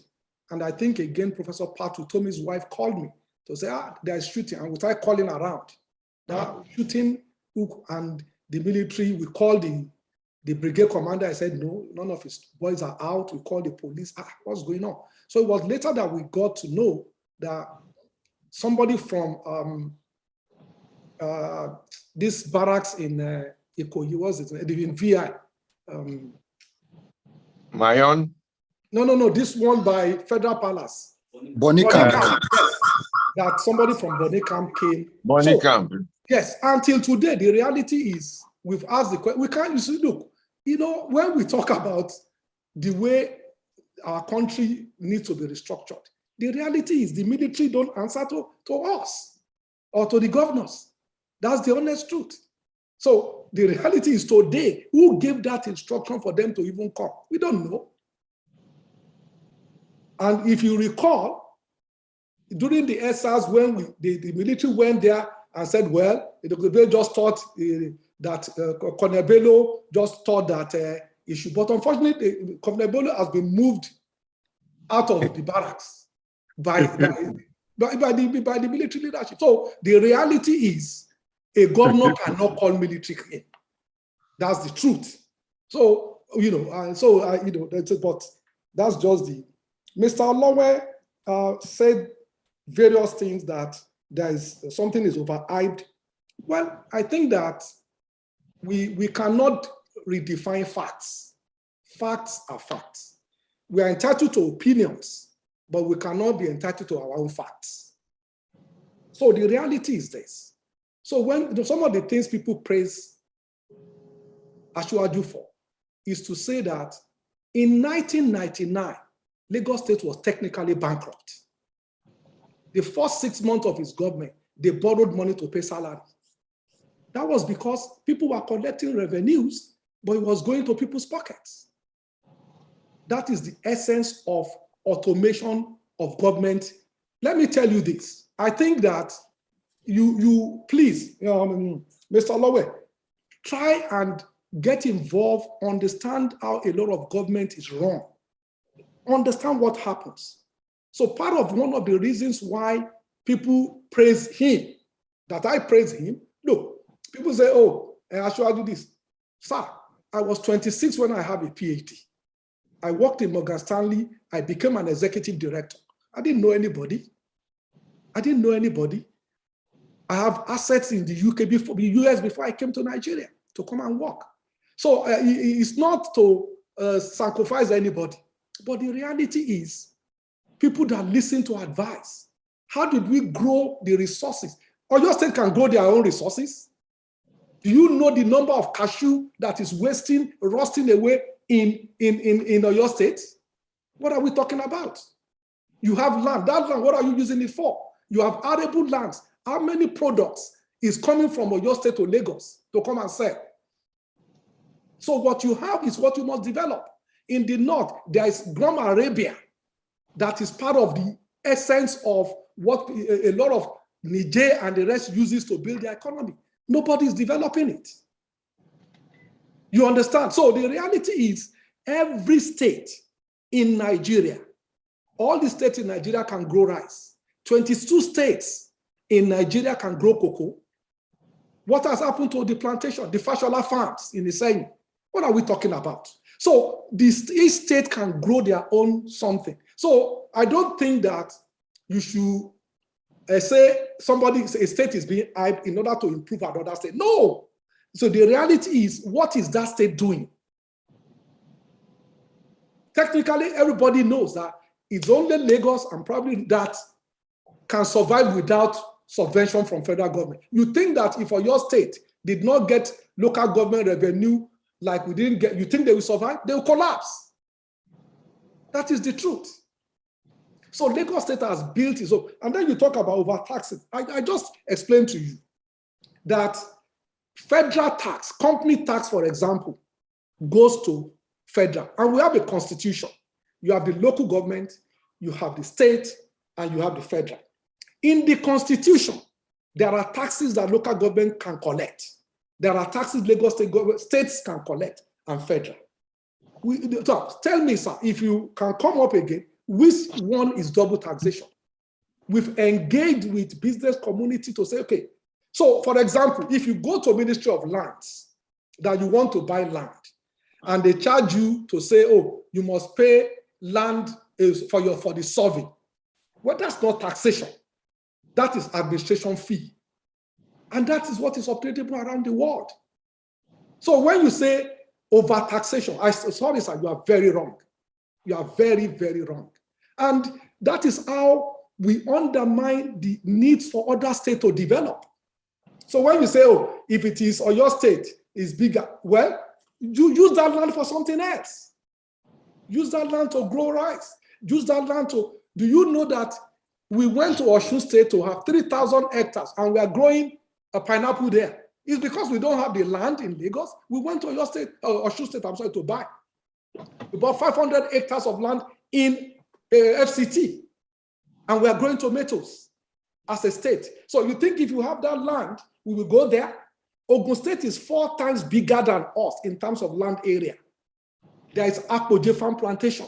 And I'm not here to criticize other states. No. I'm just saying that we have different advantages. So each state should take it. So not to undermine a state like Lagos that is building up. Look, the reality is that all we are saying is you must contribute to the taxes. So, for example, that man that has a store in Oshodi, should he not pay tax? Should he not pay tax? And we are saying, okay, if you have it, you pay 2,500 naira a year. That is not even enough for you. It's not enough to produce that tax card. But what is happening, the biggest problem that we have in Africa is that we don't collateralize our assets. So when they say that Mama Ezekiel is poor, the man has land, but that doesn't have title. We don't have titling in Africa. In Nigeria, it's about 89%. All over, that is the problem in our country. It is only Lagos that has asked that they should do it for a sub-sovereign. It was Hernandez de Soto, that man from Chile is well known. If you Google him, is the one that did it for us in Lagos. That's when all those buildings built by Alhaji Lateef Jakonde real estate, before they didn't have title. They just have letter of allocation. So that's why today, when you buy a flat, you get title. That title can be collateralized. So that's what the state is doing. And that's what other states should emulate. So it's not to say, oh, Lagos is overhyped. I think you are very wrong. And you don't understand the dynamics of governance. If you say things like that, is to allow you to use what you have to build your city. And so to say that, well, because of federal presence at the time, we have a lot of issues too. So majority, think about it. When federal government sold all these properties in Lagos to some other people. That's why we went to court to say, well, you took this land because you said you need for general public purpose, but you are now selling it to individuals. You understand? Other states don't have that problems. When we had fire emergency in that Adosa Sabe, in near around Festac, remember when we have that disaster, pipeline explosion? 98% of people that have their land in that place got it from FHA, not Lagos State. They did not have, they don't pay taxes to Lagos. They don't pay anything to Lagos because they said it's FHA that is, so that is what we are saying that is wrong. You understand? If you are in a state, you must be in the state. So to say that they are being overtaxed, and I think you are multiple taxes, there's nothing like that. So, for example, local government should be able to collect advertisement taxes or charges. That is in the Constitution of the Federal Republic of Nigeria. So if a state like Oyo State don't collect it, then don't blame Lagos. You understand? Don't blame Lagos. But because we don't want cumbersomeness, so that Oshodi, local government don't say, I'm collecting the tax now. And then Agege will say the same thing. That's why we created LASA. And other states have followed through to say, no, let an agency collect on behalf of you so that citizens don't have to go repeatedly to different local governments. Just collect and then you share it behind the scene. You understand? So basically, it's not correct. It's how do we govern in such a way that we move our states, various states forward? And how do other states actually utilize the assets that they have? Look at the limestone in Ogun State. They are utilizing it. They are utilizing it. So to now say, oh, it's because they have limestone. Well, that's what God gave them. And they must use it. But in other states of the country, they have the same limestone and it's not being used. Some people will just go there and just be eating it and the state is not collecting anything. Bauxite is in other states of Nigeria. We know what is happening in Zamfara. So I think we are missing the point when we say things like that. And then the other one is correct data from INEC. I agree with you. When I added the census of 2006 for Lagos State, that's when we actually have receipted 17.2 million people. And NPC say we are 9-point-something million. We disagree. We went to court. We went to a tribunal set up by the federal government. And tribunal agreed with us. We didn't challenge Ibejuleki because our figures were almost the same. So we challenged only 19 local governments because they went by 20 local governments. We challenged 19 local governments and they agreed with us except in Surulere. The tribunal agreed that our figure, we have data, we have evidences that our figures are correct in 18 of those local governments. They disagree with us on Surulere. But, well, we went there, what happened? Nothing. Nothing. The court just ruled. It's a court set up, it's an MPC tribunal. We went there, but nothing happened. So I agree with you, but it's one of the things we are saying about restructuring. And it goes to the next question by my brother, Mr. Otaji, that says, what do you mean we must require that restructuring must happen? That is the basis for voting for your senator or your whatever. When it comes up in the House, citizens can sponsor bills. When it comes up, your senator or your House of Reps must vote for it. That is one of the things that, okay, if you don't vote for it, we can, you know that it's tough, but the reality is there is a law in this land that allows you to recall your senator or your House of Reps member. But even if that is not the case, so a lot of them will still come back in 4 years' time. So, but if they know that is our request, we are requesting that we must restructure, then, because if it goes there and then they don't pass it, then nothing happens. But if they know that is what we want as a people, then it will happen. That's what I meant, sir. And then my brother, Otumba Bimbo Ashiru, civil service restructuring, I think you're right. But the challenge is that, as I said, the federal government is very big. If you recall, I said that initially. So those offices processes two big things. Okay? So first of all, if we restructure even the federal government, and remember, there is a report written by a former head of service, or Sanya, I think, about civil service parastatal restructuring. We just need to implement it. So that at least you break things down a little bit and reduce what comes to all these agencies and all these parastatals. So you need a civil service. So you need a civil service because they are the engine that will implement the policies of policymakers. But you must also not limit, and then we must automate things. We must automate. So for example, in Lagos, we have the Oracle purchasing module, we have the purchasing module, we have the inventory module. So the moment you buy something, purchasing module picks it up. But the inventory must also see it, that, okay, it has actually been inventorized, so that at least you know that, okay, this thing is actually bought. Now, then that's where you also have the procurement law. So you have a procurement module that says, okay, this thing went through this procurement.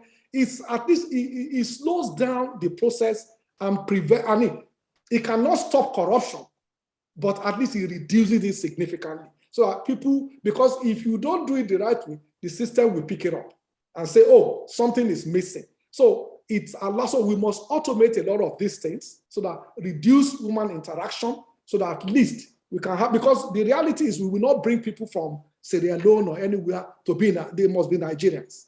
The only thing is, let's find a system that allows them to work more transparently and, you know, remunerate people a bit better. Thank you very much. More questions, sir. Yeah, we'll take a few more questions and then we'll let you go. We know your time is precious. I want to thank you for the time that we have spent so far. Kofo K, I think you'll be able to unmute yourself now.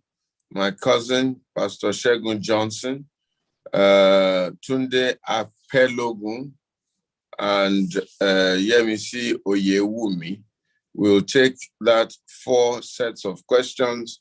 And if we have a bit more time, we'll take another 4 and we will close. So keep your questions short.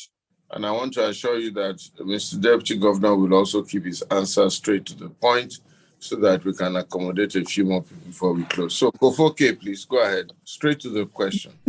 Okay. Good evening, Deputy Governor. I have 2 questions, and my 2 questions relate to Isaleko. Idumagbo, Oroyi, Aroloya, that whole area has been flooded with stagnant water for close to 2 years now. Every evening, if you go that way, you have to wade through the water. It's a health hazard, it's an eyesore. What is Lagos State doing about it? It's been there for like 2 years. There's no drainage system and it's just there.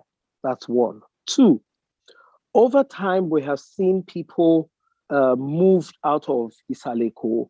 Those in Martin Street were moved to Hogambasi and Shita. Oluwole were moved to Abeson. Now there's talk of regeneration and moving the people at Adeni Jadeli to Iba.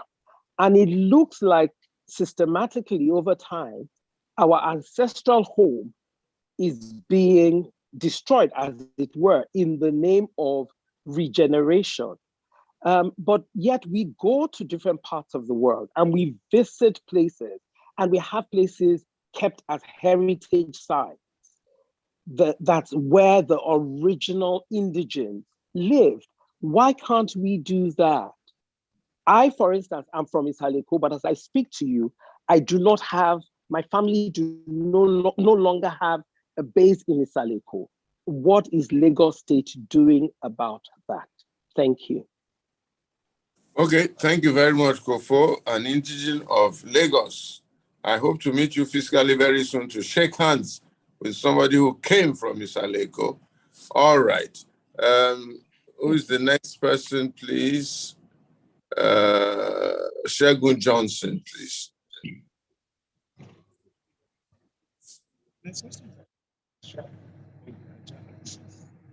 Please unmute yourself.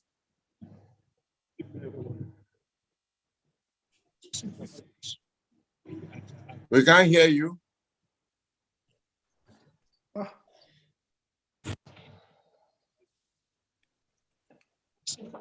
Maybe we Shegun Johnson, please speak. Back to him. Okay. Yemisi Oyewumi, please. Good evening, sir. My question here, permit me to throw your question back at you, sir. You said something that we need to ask the people who are voting for that, how do they intend to carry out 1 or 2 things? But is it possible to ask somebody that is already in power, like the ruling party that already have in power, and they're still yearning to come back. They're still yearning for power. Is it possible? How possible is it? Because we've seen all the things that has been on ground. Like, how do they help? How will they help to combat the flood in Lagos State? Because at this season, Lagos State is totally, let me use the word, write-off in terms of flood. Then institutionalizing Togri. What is their aim? What do they have in store for us by removing all the thugs, the touts we have that are harassing commuter drivers, harassing the citizens here and there? If your vehicle mistakenly stops somewhere, you are in trouble. The other thing is education. These things has been in place. The government has been in power. How do we ask them that what are their plans when it is something that has been in existence? Putting them back in power, are we not trying to embrace the problem we've been having again? What is the way forward, sir? Thank you. Thank you very much. And then finally, Segun Ogunfowora, please unmute yourself, ask your question. Straight to the point. Sikiru Ogunfowora, I beg your pardon. Sikiru Ogunfowora. We can't hear you. Unmute yourself very quickly. Okay. Your Excellency, I'm also from Lagos State, Lagos Island. I lived there all my childhood. My first question is, the first leader came, first asked question, I've answered the question about flooding. Flooding in Lagos State, this government, APC, and APC members as well. Look, Sikiru, don't repeat a question that has been asked. If you have a fresh question, ask. We don't have that time, please. Okay, my next question is about the social infrastructure, water. What is the Lagos State doing with the water corporation? Every house is built in Lagos today. We have to put, what is it called? To get water. Okay, thank you very much. Yes, what are you doing in regards to water corporation in Lagos State? Okay, that's a good question. I'll leave that to the Deputy Governor to answer. And I thought to add to that, what is Lagos State doing about the vast water resources that we have in this state? I took a boat trip with my children over this Salah holiday, and the coastland in Lagos, the islands, is absolutely picturesque. Tourism potential, the coconut growing along the waterways and all manners of water potential, which we seem not to even look at. What is Lagos State doing about these things? Please, sir, please respond to those questions. Okay, so let me take it as they come, Mr. Kofo. So you asked question about flooding and stagnation. So I think that it's important, again, like I said, as citizens, we must also be well informed. So if you look around the world, we share the same Atlantic Ocean with UK and all those other countries. So if anything happens over there in terms of what is coming here too. So as you can see around the world, the flooding in Germany killed 139 people. In Australia, in Belgium, we are seeing one in Portugal. So we are not different. We are not different. Our nation is not different. Lagos is even more, it's more chaotic because we are 2 meters on the average below sea level. So we are not like Plateau State that is 78 meters above sea level. So that is why even when we do roads here, the money that we spend is more on drainages than even the road itself. Because you are not only moving the traffic, you are also moving water. So when you say that flooding, so you will notice that you have, over the years, our ancestors in Lagos Island sold off the lands to developers. Sold off the lands to developers. So when you say that the people at Adenija that's being moved, that's really not an ancestral land. That's an estate that is sinking. So it's going to collapse. And it was sinking because if you notice, when the bridge was constructed and then the sand filling was done, I think the estate became lower. So it's lower than water. So you will notice that across it to the lagoon, we have a booster pump there that actually pump water away. So if you go to the back, enter Adeniji Estate, if you go to the back, the last two, you will see that they've tilted. In fact, we've moved the people away because it's going to collapse and people will die. So it's not a question of just regeneration. It's also because of safety. Now, if you look at Isalegongon, the reality is that, so you have 14 families that has simple houses. And then they also complain that you have people that are build all these stores and they are selling, they can see what they are doing. So they came together, about 14 families, and that's why and then we build flats for them that they can still live there. So in terms of, of course we must regenerate. However, in order to do that regeneration, a lot of things needs to happen.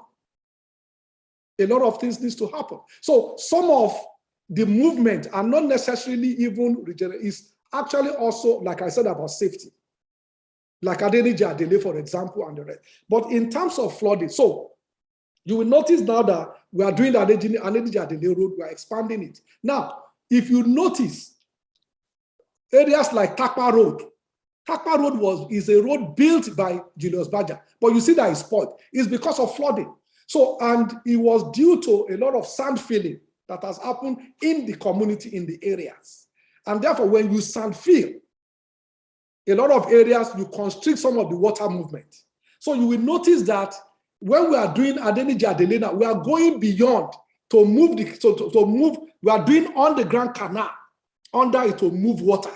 But most importantly, we must change our life. So, and that takes me to my sister, Mrs. Oyewumi, that said, flooding, like I said, I think we look around, just Google around the world and see what is happening. Water is ravaging the world. It's called climate change. Water, so we must, I don't know if you even saw CNN yesterday when they were showing the damage that happened in Germany, where 138 people died because of flooding. It has never happened to them before. So the water level is rising around the world. When it's raining, so Lagos, like we said, we have flash flooding.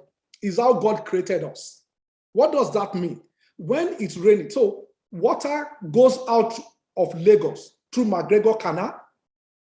Okay, so when they were creating this Apapa Port and Tinkan, when they were creating it in 1904, there were molds, 3 of them, that is about 6-story buildings. That's how they created it. And that's why you have all those erosion over the years. So because apparently after 20 years, we didn't maintain it over years and all those things. So that's why every time you sand fill in VI at the time, remember government will come, they will put sand, it will wash it away. You understand? So that's why we created all those groins. And you will see it around the world, is to make sure that you reduce the effect of water and create sand. So when you say it's a write-off, I think you need to understand how the environment and the world is changing. We then must change our way of living. Infrastructure alone will not solve it. So when you have water, so for example, when it rains in Lagos for 5-6 days, and you have volume of water, and Lagos has high water level, it will not go down again. And if you are on Third Mainland Bridge, you see that the water is very high. So water cannot move in. It doesn't matter the number of drains you create, because it's a question of osmosis and gravity. Water will not move in until after some time when the receiving waters, like the creeks, the lagoons, until they go down and water will start seeping in. It doesn't matter. Lagos has the best canal system in Nigeria, guaranteed. We have system 1 up to 7. And they are cleaned 4 months before rains. But, well, that's why we cannot, when we say don't patronize push catch, it's because when you can take garbage out today and you take it out in the evening, before night, it can come back again. Some people will go and drop. So we must also change our lifestyle, because that is what nature has given to us. So we must manage it, and we must manage it well. So it's not to say it's a write-off. No. It's not about infrastructure. It's about what is happening around the world. Like you can see in Portugal today, they said the fire, nobody started it. It's because of the heat, in that because of climate change. Today in Portugal, the temperature was 47 degrees, unprecedented. So the weather is changing. So it's not to say, but again, Lagos, we have flash flood by nature. We will have flash flood. What is important is it should not remain forever or for long, but it will have flash flood until the lagoons. So no matter. So to answer your question, we are building enormous canals across states. In Lagos Island, we built 13 new ones around Lekki axis. But like I said, the infrastructure alone will not help us. Infrastructure alone will not help us. Change of attitude, understanding, and a lot of things have to go. In Lagos Island, some houses will have to go because we have overbuilt over time. So all those shops, the 3 floors, linking to each other, well, it's sitting on the land. It's sitting on the land and it has weight. So it will affect the aquifer. Okay. No, I'm not finished. Okay, go ahead. So Mrs. Oyewumi said, how do you ask the ruling party question? Well, I think I've answered some of your questions. I think you are assuming that all the problems can be solved in one day. No, it cannot. So you must look at it, like I told you before. I'm sure you know. Look, it used to be that in Lagos State, we do not have a single public ambulance in Lagos State. It used to be. Today, we have 87. Is it enough? No. But we are moving. And you talk about education. I think you should Google it. Please, you should Google it. In this WAEC, this year WAEC, public school, I'm not talking about private school, public school in Lagos, 5 credits, including English and maths, is 81%. It's because of effort. Now, I also mentioned before, that we have a society that is not taking care of its family before you ask the question. So before you ask all those questions, you understand? So that I said the family has broken down, that a father can just leave. I said there are women that are widowed, but the husbands are still alive. So the question is, the moment, if you leave a woman with 3 children and the woman can't cope, you have impact, it has negative impact on those children.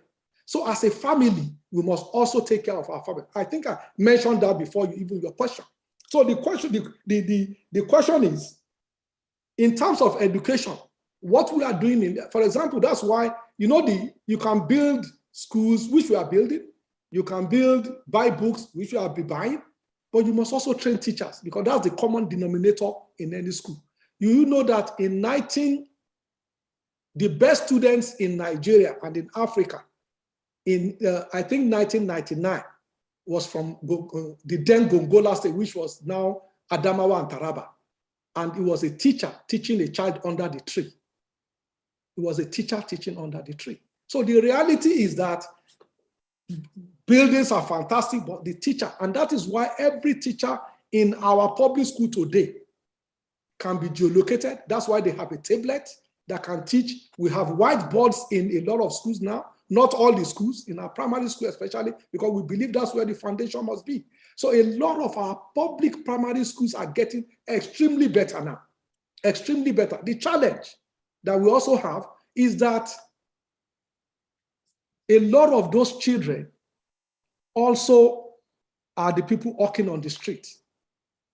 And therefore, it becomes a major problem for us. So it becomes a major problem because people will go and bring them from village and say, oh, I will educate them. They will promise the parents will educate, but they don't know how. So it's a lot of society issues. It's a lot of society, and we must understand it so that we can actually provide the right solutions. We must understand it critically. And that's why I said that nations will not develop when we are all not well informed. We must be well informed so that we can all come together and provide the right solutions, not solutions that will not take us anywhere.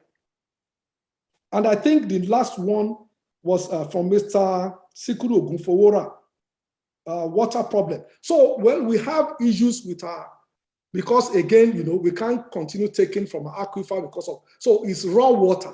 So our challenge with, so we have Akute, we have Iju, and we have Adignon water. So Akute is 45 million metric gallons per day. But the challenge we have is they all take their raw intake water from Ogun River. And you know it's in Ogun. So in fact, Iju, Adignon, and the rest are actually also in Ogun State. I mean, we've taken it, it's not a problem. So we have to work with Ogun State government, for example, in terms of the piping. As a matter of fact, we just make some payment to Ogun State government to make sure that we get some of the piping back. So the problem is the intake is already silted. So we are now dredging Ogun River. And remember, Ogun River comes from Abeokuta and the rest, but we are taking it like 4 kilometers from Lagos. So that because the water, by the time it gets in, it's already silted from Osun, whatever. So, but in order to make sure that our pumps, the intake pumps, are not taking it sand, we must dredge it. And that is ongoing now. So the moment we finish that, the pumps can actually perform. So they are performing at about 40% now, which is ridiculous, which is bad. But by the time we finish the dredging, hopefully we'll be able to get it back to 80. And then, of course, we also have issue with power. So if you recall, we actually built independent IPPs for Akute so that we don't have to depend on NEPA, whatever. But it was because they now also claim over the past 18 months that gas is a challenge for them. So they are not getting gas at time, it's more diesel, and it's becoming so. We are also now installing other sets of generators. So we have power problem, we have water. So by the time, but we are addressing them. The moment we are able to finish all those issues, water will improve because we notice it, and it's a complaint that we've seen across the state. People that are getting water before are not getting it. But we realize that we need to dredge the Ogun River so that we can remove all the sand and the siltations and then make sure that water can pump from that place. And then do some pipeline in around Adignon. But like I said, it's in Ogun State. We've spoken to them, they are brothers. We've paid the money for the people that will be affected, and then it's ongoing now. I think that's about it. I think that's about it, by my question. Oh, your questions are, yeah, that's true, yeah. Your question. Vast water resources. Well, one of the first things that we are doing is increasing water transportation. But a lot of people are also afraid of water, so we must begin the sensitization. That's why you see a lot of people on top mainland and they stay by the left. So they don't. So, but one of the things was thankfully is improving. That's why we created LASWA. They now have a control center where they can monitor on water, and then hopefully people will adhere to the rules. After 6 p.m., of course, we don't want to. So, you know, all those areas are destinations, and people must get to a destination. So it's fine, but as long as we keep improving the water transportation and people can actually enter into those areas, the tourism potentials will improve. Now, if you notice, you will see a lot of interesting facilities coming up around Ilashe. So a lot of investment is going on. It's a 2 billion naira investment in terms of resort that is being built there. It's because we can now get people there. So, and you can see along that line, a lot of investment is coming. People are building hotels, resorts along the axis. One of them, I think I went about 3-4 months ago. It's massive, it's going on. So as long as we are able to keep doing that, but like I said, water transportation must improve a lot so that a lot of people can actually come in and see because like I said, it's a location. If you have problem getting to a location, you won't get there. And then again, the challenge of security. I've told you, I've said it in this something before. We must resolve security issues. If not, a lot of things will die. So, and hopefully, and that's why part of the resources we spend is, I said it before people ask this question. So as you can see, when my brother, Mr. Olowe said taxation, well, the reality is you can see the responsibility of government. And you can see all the participants asking different questions: water, education, roads, bridging, flooding, this. Well, those things cost a lot of money. Those things cost a lot of money. State governments don't have ability to even just do, you don't print money like federal government. So you must manage those resources. And as such, one of the things is how do we make sure we have enough resources to build what we are building? I just told you that we are the only state or sub-sovereign in the world that is funding rail on our. So the red line, you can see all the stations in Marina is 300 meters. You can see that of Ikeja. You can see that of Mushi. You can see that of Agege. It's all going on. Bringing the rail to Lagos, everything is going to cost us about 105 billion. It's a lot of money. So you must juggle these things. But as you do that, you must also do this. So, but government cannot fund everything in one day. So, but that's why I said, that's why a lot of our attitude must also change, especially regarding the environment, because flooding is ravaging the whole world. It's ravaging the whole world. You can see what is happening in the state of Montana, where the national park has been shut down. 84 buildings gone, taken away by water in the state of Montana in the United States. So you can see what is happening around the world. The flooding in Australia happens to be the size of the whole of Germany. The flooding where people were actually moved out. So it's not about infrastructure. It's about changing of the environment, what humanity we've created. And therefore, attitude must change, infrastructure must be there, but we must also learn to live a different way. Thank you very much.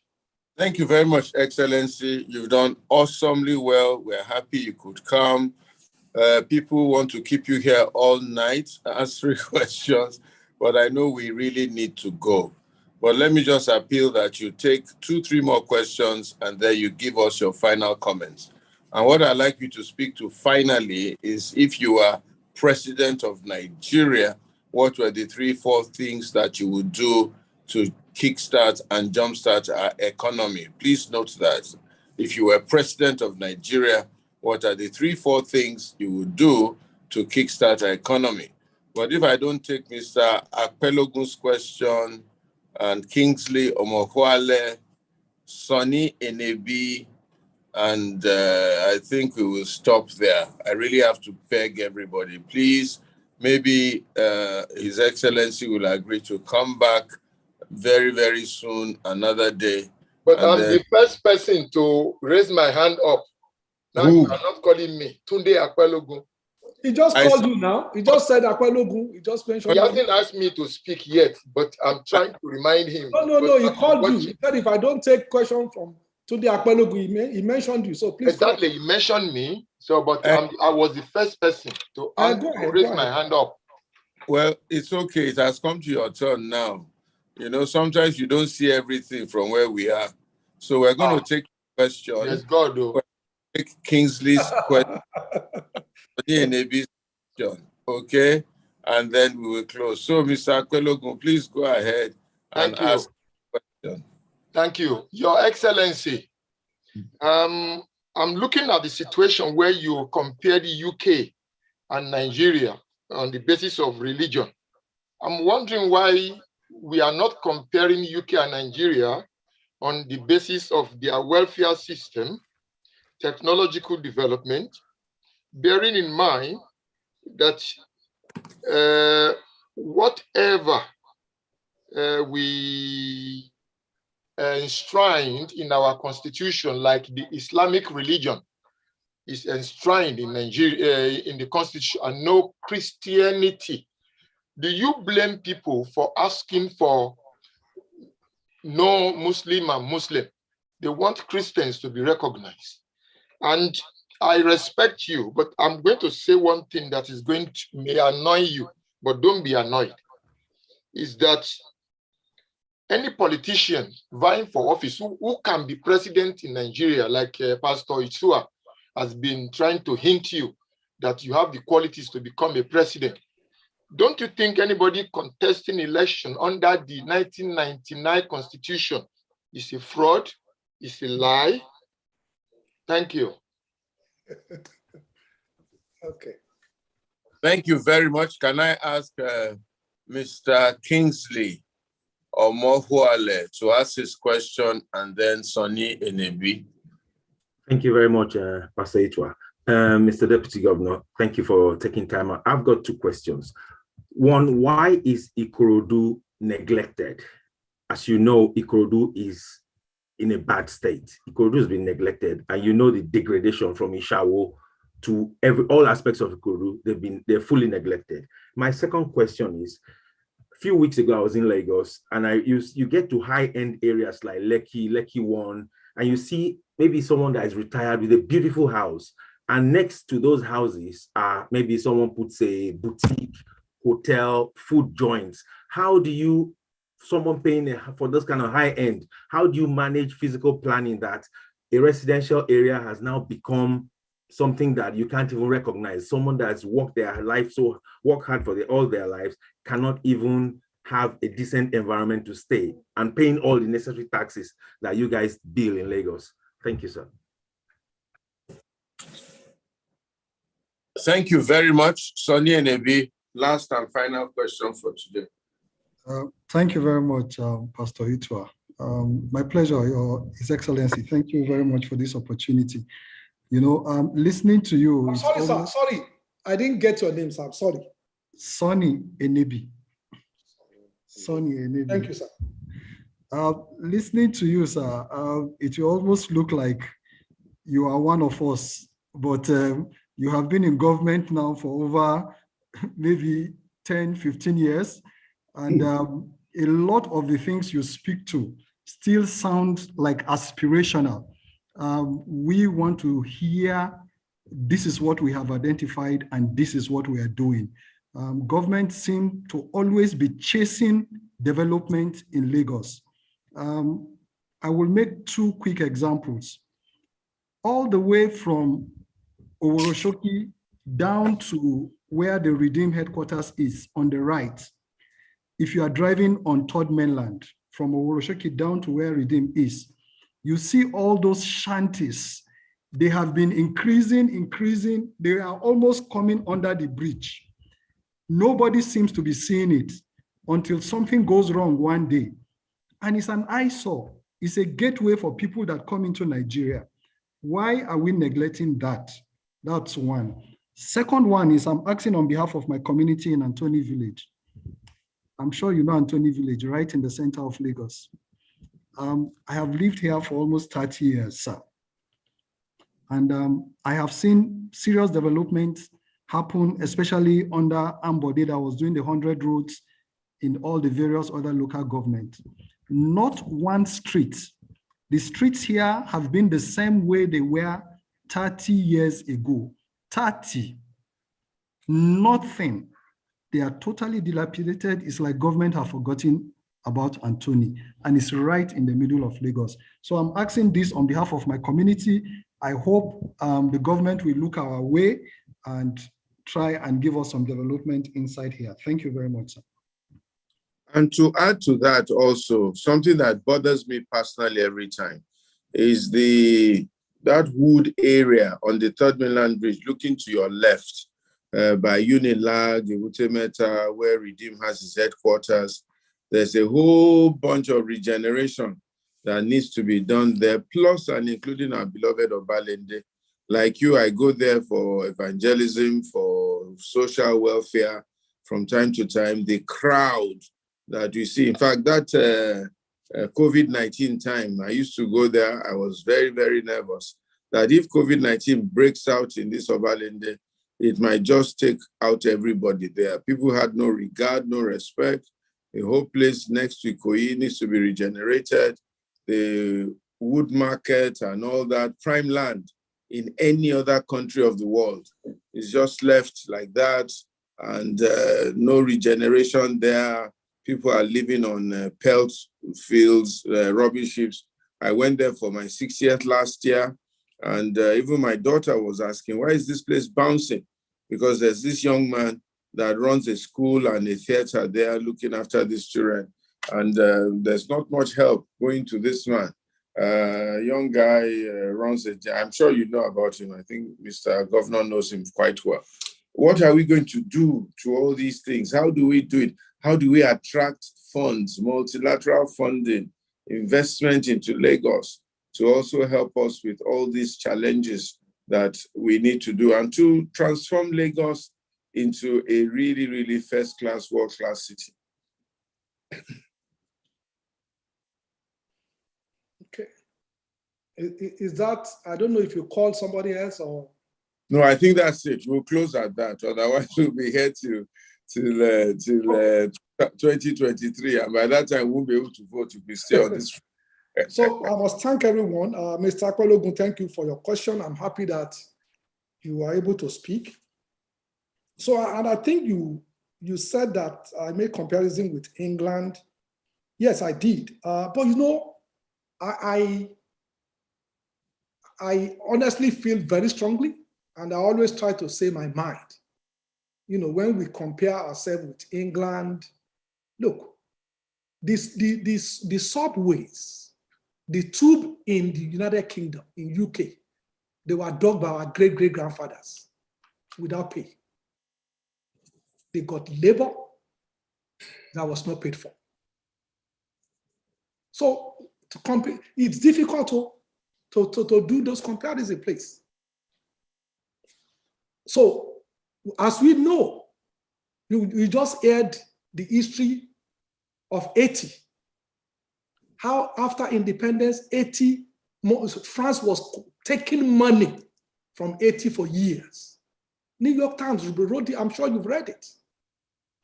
We just heard about how Belgium killed Patrick Mulumba and took his bond demand because all he was asking for is, you can't continue to cheat my people.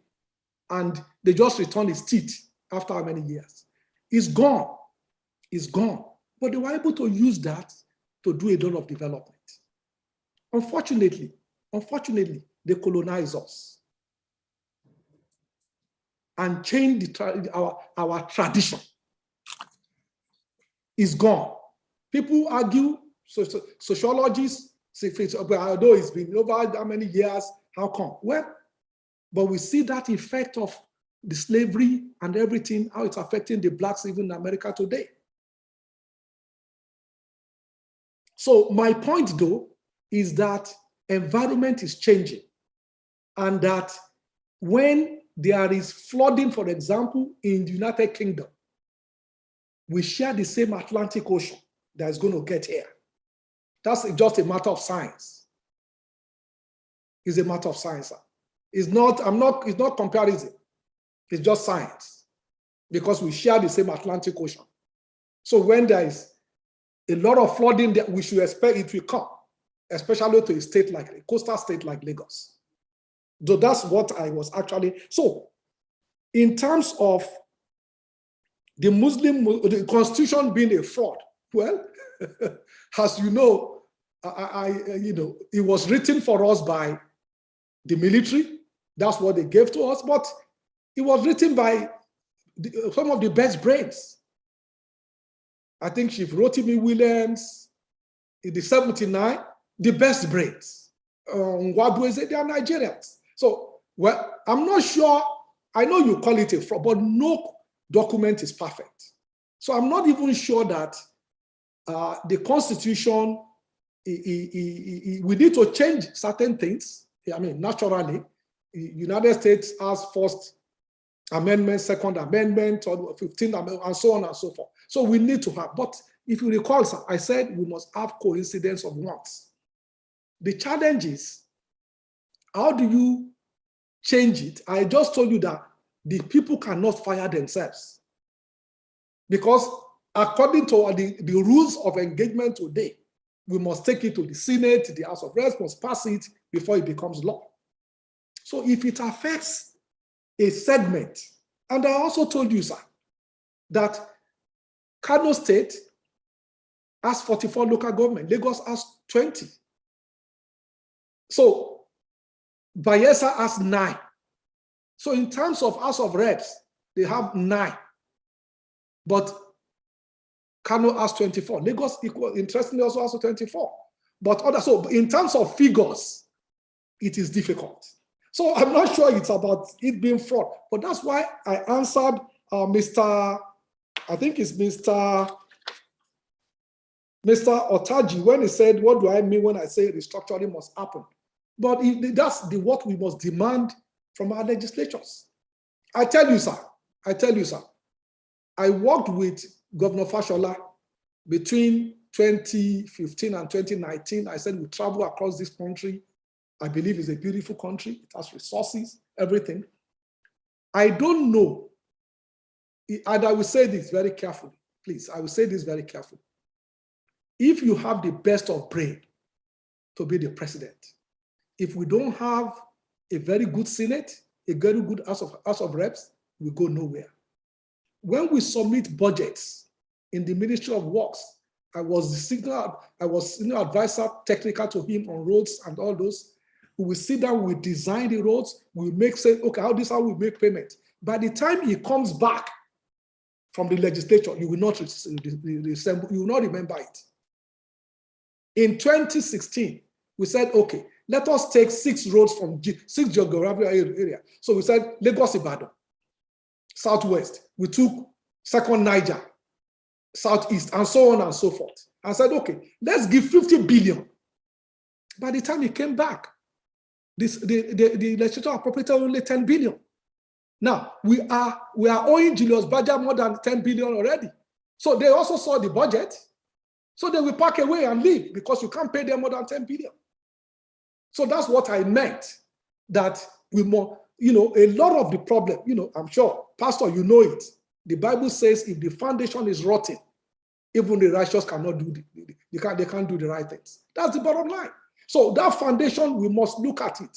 I'm not sure the constitution is corrupt, whatever, but we must find a means to change and restructure our country. If not, a lot of development. All the questions that people are asking has to do with funding. I just told you that 50-something goes to federal government. 26 comes to all the states. So if you cannot generate revenue, when I joined government during, our Lagos budget was 84 billion, but today is 1.7 trillion. So something is moving. Something is moving. The GDP of Lagos is bigger than Ghana. The GDP of Lagos is bigger than Ghana. So the reality is that other parts of the country, I'm sorry, but truthfully, is pulling down Lagos. But we are part of the country. We are part of the country. We can't stop things from happening around our nation. But so that is what I meant, sir, when I said that we must do what we have to do. So in terms of, you mentioned the issue of, well, so when I, look, like I said, I'm not saying that, please don't get me wrong. I'm not saying that my preference is a Muslim ticket. No. I'm saying that the moment you have a Muslim Southerner, you are constrained. That's what I said. If you have a Muslim Southerner, you are constrained because predominantly people in the north are Muslims. Those are facts. That is the challenge. So the moment you have a Muslim Southerner, then you have a conundrum. And I gave you data to say registration of INEC. Northwest, Northeast, North Central, over 54%. And in terms of voting, they vote higher than us. than south, south, southeast, south, south. So that's what I was talking about when I mentioned that. Not that it is my preference, no, because the reality is that we must be sensitive to our environment. We must be sensitive. The challenge is, what do you do given what the data has thrown at you? And then my brother, I didn't get his name. He said Ikorodu is neglected.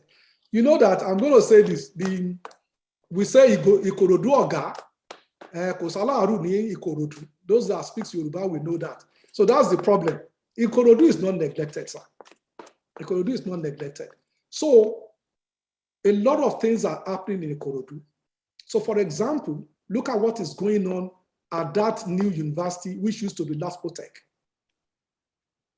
Okay, so I was commissioner for works when we built that Obafemi Awolowo Road. And then we take it from Itamaga all the way to Ijede. As we built all those, we won't leave Shomoluna. We won't leave Ikoyina. We won't leave Ifakojayi. So you are only looking at a segment. So think about it. In order to build the shower at Greek that you mentioned, I don't know if you are there. Do you know the amount of compensation we paid? 594 million. Compensation. The compensation is about $1 billion. So that's the challenge. And that's money. You understand? The compensation. I was there when we were giving out the checks that we've paid to date on it's not about the road, though. It's 540 something million already. So Ikorodu is not neglected. So we are doing Ishawa, Agric. We are doing Igbobo. We are in terms of road. We are doing Igbobo, Igbobo all the way to the one they refer to Bola Ahmed Tinubu Road all the way to Igbobo. We have done Obafemi Awolowo. We are doing, like I said, we've done Itamaga to Ijede. We are doing Ijede to Berigbe. You know, so if we take like 6 roads in that side, we must go to other side. So Ikorodu is not neglected.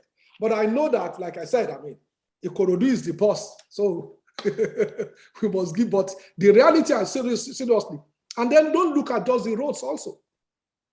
So Ikorodu has some of the highest number of real estate that we built.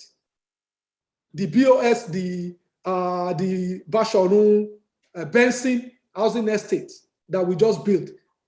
The one in Ibeshe, the one in the Ogunleye housing estate in Igbobo that we just built.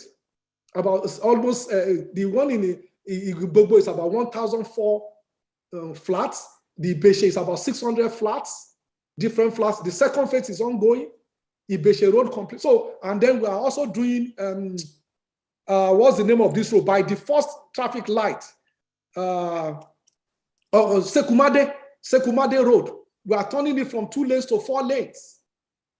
So all those are in Ikorodu now. So when you say neglected, maybe you are talking about a particular area that it hasn't got into, but it is not neglected. So that's not being neglected when we are doing all these roads that I've mentioned. And I'm sure you know. So in the Sekumade is concrete road. It's concrete. It's unbelievable. The number is the amount of money we are spending there because we are raising it 2 meters. Because we have to do soil replacement. And then you have to take water to the lagoon. So you will notice that we are building canals that take water to the lagoon all the way in Ibeshe. So building that canal alone runs into hundreds of millions. And then the concrete. Now, let me tell you, sir, that road, because of soil replacement, 2 meters, is about 2 kilometers from that all the way to Ipakodo Junction by the what's the name of that the terminal that we have that takes a ferry all the way to that place. So the reality is, if you think about it, you need about 800,000 cubic meters of sand. A tipper is about 3.5 to 5 cubic meters of sand. So if you divide, let's say it's 5 cubic meters. If it is filled to the brim, if you divide 800,000 by 5, you have about almost 140,000 tippers in order to move to that site to build that road. I'm not talking about the cement. I'm not talking about the reinforcement. So we are spending tons of money in Ikorodu. So Ikorodu certainly is not neglected. So I've given you all these roads, which of course it's visible, you can see. And then you spoke about Lekki and fiscal planning. I'm very happy that you asked that question. It's something that also breaks my heart because I know that the biggest problem of West African countries, and look around, is fiscal planning. The biggest problem of countries in West Africa, East Africa, in most parts of Africa, except maybe the northern part, and then South Africa, and maybe Morocco and the rest, is fiscal planning. So that's when you go to Côte d'Ivoire, you see bosses, you see this. As a people, we haven't gotten it right. In order to do it, it's tough. A lot of things will happen. There will be, look, when Turkey wanted to restructure Ankara and then Istanbul, they moved people out of the city to the suburbs. Can we do that here? We cannot. We cannot. So fiscal planning is a big deal, and it's something, and that's why, you know, when we did all these town planning for each area, the development plan, this one, we actually turn it into laws because we know that in our culture we can turn it around. This it used to be, those of us, Pastor, I'm sure you know, and all my elders on the show, we know, on this program, we know that Parkview was Ikoyi Park. It was Ikoyi Park. Oh. It was Ikoyi Park. We used to go for a picnic there. It was during the military that they, so when you say flooding, what do you expect? That's supposed to be the natural habitat where water will go. But we've built houses. Now, is it easy to go and demolish all those houses? It will be too destructive. So it will be too destructive. So those are the various challenges. So when my sister, Mrs. asked the question that can we, Mrs. Oyewumi, Mrs. Oyewumi, we said, that's when I said that our lifestyle must also change and that we must have coincidence of wants. That, this is how we want to live. Because somebody asked the question also about Okoba. And then I think it was Pastor that asked that question, and Obalende. Okoba relocation has been on the table for years. In fact, I started doing Ashwaju. We have enumeration of people that are there. But let me tell you this. And that's when also I will refer again to what Mr. Akpelegun said. A lot of NGOs in this country, not all of them, we take foreign money and ask those people not to agree. In Agbowa, we have built police station, we built schools, we built 200 units of flats with boom area. Boom area is the area where they can do the sowing. They've agreed to move, but every time we do, it will be caught. This Okoba, we have developer to redevelop it 33 hectares of land to make it sustainable. Every time it's a people issue. It's a people issue. And you know, when something is in court, it stays there for 10 years. It stays there for whatever. In Agbowa, if I come on this show again, I will have a video. The houses are there. The boom area is where you have, so we've created area where you can cut your trees, hospitals are there, police station, schools, everything. So the challenge is, but we are still talking. Hopefully we'll be able to convince people to see that it is even better for their lifestyle. Because every time you see it, it's smoke, and then it's not even good for their living. But to move them, well, some people, so hopefully we'll be able to talk to people that goes to court to say, let's beg, let's appeal, move there. The houses are there, and it's been there for over 4 or 5 years. We just keep maintaining it, we are rebuilding the road, we are doing everything there so that hopefully we can. And so in terms of relocation, those are the issues that Pastor mentioned.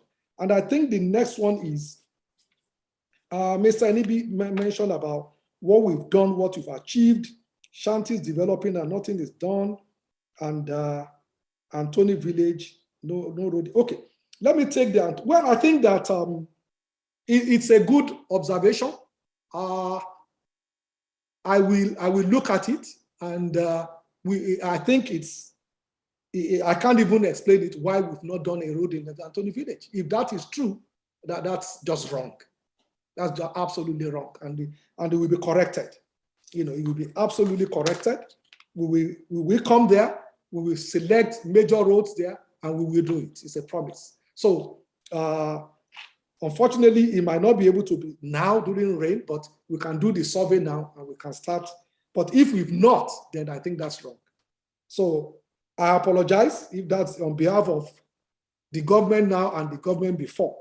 If in truth we've not done anything there, and I don't see why you will come on this platform and say something that is not true. So I believe you, and I'm very sorry about that. And it's again, it's a challenge of resources. It's honestly, it's a challenge. So it's possible, and I'm just trying to, I'm not rationalizing it. I've said it that is wrong. It's possible that it's because you probably don't have enormous amount of flooding. Because some of the things that drive us is how do we combat flood? Like I said, when we build roads in Lagos, it's not just to move traffic, it's also to move flood. So when you go to some of our roads, like for example, the one that we did at Acme, you will see drains that goes down about 3 meters. It's to make sure that all the roads, all the water coming from Agege and the rest, going to Oduashimau, we can move it. So it's a cost, but basically I will take a look at it, and then I will tell my teams immediately after this meeting. I'll call them to make sure that they do what is right. And I think you said what we have done and what we have achieved. Well, like I said, I'm sure that as you live in Lagos, you know the impact of Loma. You know how garbage used to be this high in Lagos. You know the number of roads that we built that wasn't existing before. You know the number of hospitals we constructed, the number of schools and everything. So, but my own view is that we cannot continue to live in the past. The moment we do it, it's done. Let's go and solve another problem. We cannot just keep saying, oh, we did this, we did this. That's our view. Maybe it's wrong, but that's the view that we take. That, look, once we solve a problem, let's move to the other. People believe we can solve those problems. That's why they vote us into government. Let's go and solve another. Part of the things that have taken our time and our energy, of course, is the rail. And I think I mentioned it before again, and I will say it. We are the only sovereign that is funding rail on our balance sheet. It's taking a lot of resources from us. So that rail, and what happens here happens around the world. That rail that we are getting from Wisconsin is a brand new rail. It was a contract awarded during the time when the governor was a Democratic governor. Governor Walker, who is a Republican, came in and canceled the contract. The contractor went to court, and the court said, well, you are wasting your time. You must go and pay them. Unfortunately, by the time the court came back, Walker has left. There's another governor now. So they have to pay. Unfortunately, they did not build the infrastructure because the governor that came in stopped it. So that's why they have to sell the train. And that's where we came in to buy that train. But that train must be moved from Wisconsin to Texas, decoupled, because you can't just take a couple of trains like that. You decouple them, bring them to Lagos. So it's a lot of money. It's a lot of money, $30 million US. So if you turn it to Naira, you know what it is. So you have to now juggle things. And that's the reality. Like we live our lives. It's not everything that we want to provide for our children that we have ability to do. It doesn't make us bad parents. Just make sure that we have to do what is right. So it's a function of growing the economy and getting better. And I think you mentioned also Shanti's developing. Well, it's not that nothing is done. So what is happening is this. There are I'm happy you mentioned from Shoki. Now, interestingly, we have land-owning families in our country. The land use charge, well, when Mr. Kwelegun said it's a fraud, whatever, is part of the problem. So in that area, the land-owning family went into concession with some people. And some of them were saying, oh no, you did not have approval from government. So court cases here and there, but we are so again, legal issues. So it's not that we are not doing anything. In fact, there are people that are ready to build, to develop that area. But you must you remove all the encumbrances and make sure that, but we are talking to the family. They now have a new Oba. So we are talking to them. Hopefully we can get it resolved outside of court, because if it's in court, it takes forever. It takes forever. Because it goes to appeal court, goes to Supreme Court, and so on. The Magodo case took almost 25 years. When those family people are now saying they own that land. And the reality is that, with all due sense of respect, the people claiming that land in Magodo, they were squatters. Because compensation has been paid. But because I think it was during Raji Rasaki that they decided to give it to individuals and the rest. And because of that, they created a Lakud. And like you said, some of our lawyers connived with them. And then we have a case, we have a Supreme Court case that said, oh, go and take the land. How do you implement that? People have paid for their land. So those are the challenges we have, especially when it comes to land in Lagos and development. So when we were building the Lekki Road, there were 9 cases, 9 court cases. We have to resolve. But you must resolve them. So it's not, some of these things are also due to those type of issues that we have. It's not that we just neglect it, no. But when you have a court case, you must observe, move on and do something else while you are battling that.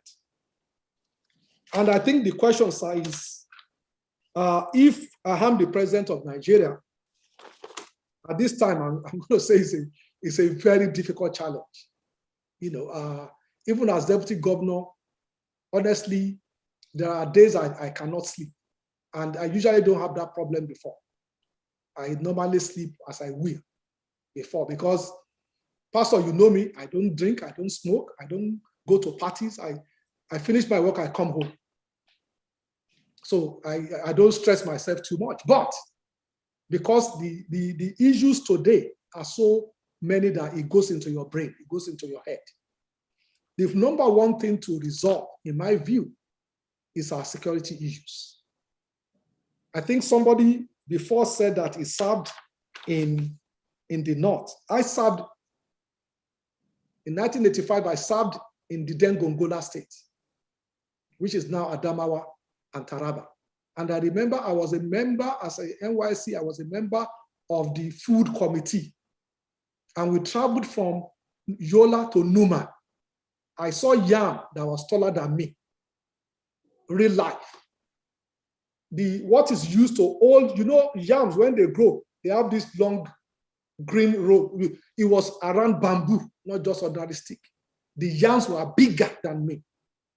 The challenge is, because of insurgency, because of all this crime, all these lunatics, the farmers have left the farm. In Adamawa, in Taraba, in Benue, and the rest. So we must solve the security challenges that we have. And that goes to the kind of theft that is happening even to our oil. So you have a major cabal that is taking this. It's not acceptable. Now, the reality is that to solve that problem is tough. It's tough. So in terms of the insurgency, we all know what we need to do. When the Americans came to help us, by the time after meetings, before they know it, Boko Haram members know the meeting. Somebody's leaking it. So which means you must purge your system. You must purge your system. You know, security is not something that you can actually really, some of the things that we do in Lagos, it's not something I can say on the platform to make sure that Lagos is secured. When people say, oh, security for other, I just laugh. I just laugh. We have to actually also pay people to get information.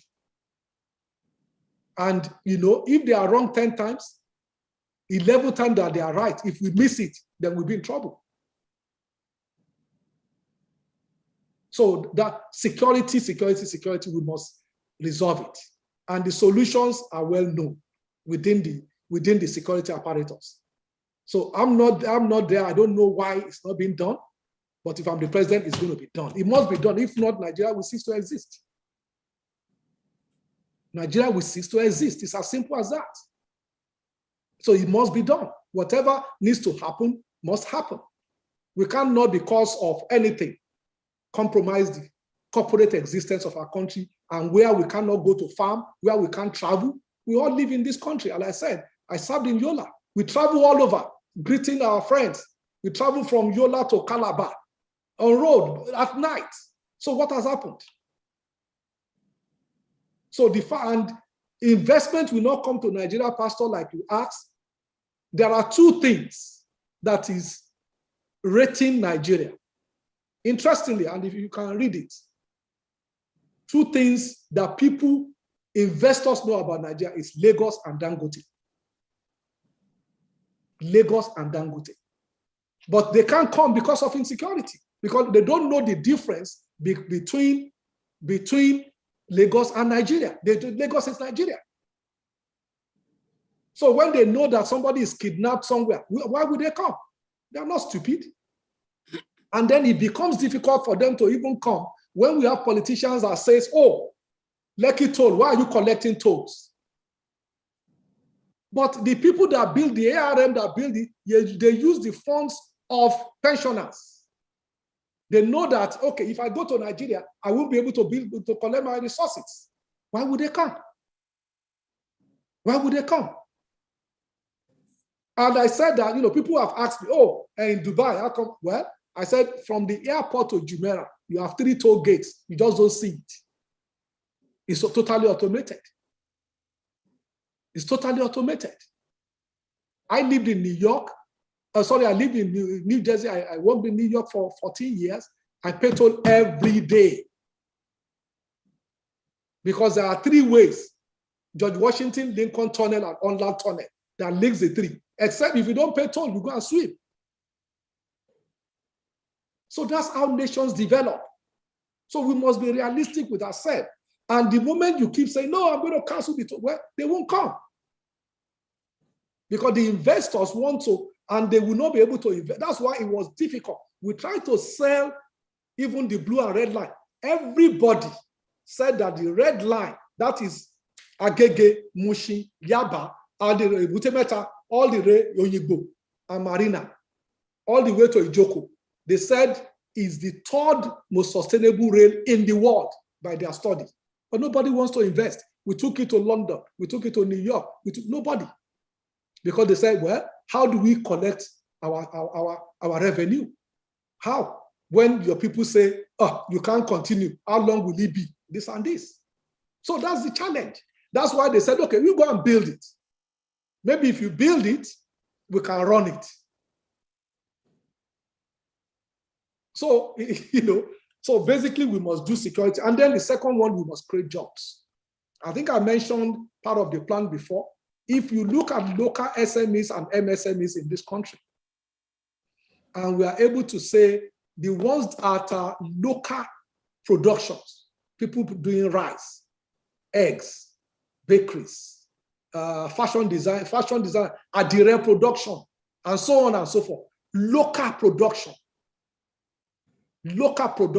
and you give them loan or grant, whatever it is, it's going to be a lot of money, but it's going to Nigerians. It's going to average Nigerians, SME. So if you, and then it's registered. So it's not that it's my cousin, it's my brother, it's my whatever. Even if we want, we can say, okay, In each geopolitical zone, let's do 500,000, whatever it is, I don't care. So, and then you are able to do that and say, give them 10 million, 2-year or 3-year moratorium, no interest. But you must employ 2 people. If you do 1.5 million, you just created 3 million jobs directly. Not minding what happens when people start producing at direct, when they start increasing their poultry, or when they start reducing the rice miller, buying new milling machine, and so on and so forth. So the moment we are able to do that, and then of course education, the third one, education. It's not acceptable that ASU is on strike for this long. We must do whatever it takes. It must not be happening again. I went to University of Ibadan. It wasn't very fantastic, but the quality of our teachers, our professors in University of Ibadan that I went to between 1981 and 1985, they are as good as anywhere in the world. The quality of the lecturers, they are as good as anywhere in the world, and I repeat that, in terms of passion. Like I told you before, when I was talking about myself, part of why I went and do a PhD is because of some of these guys that I saw.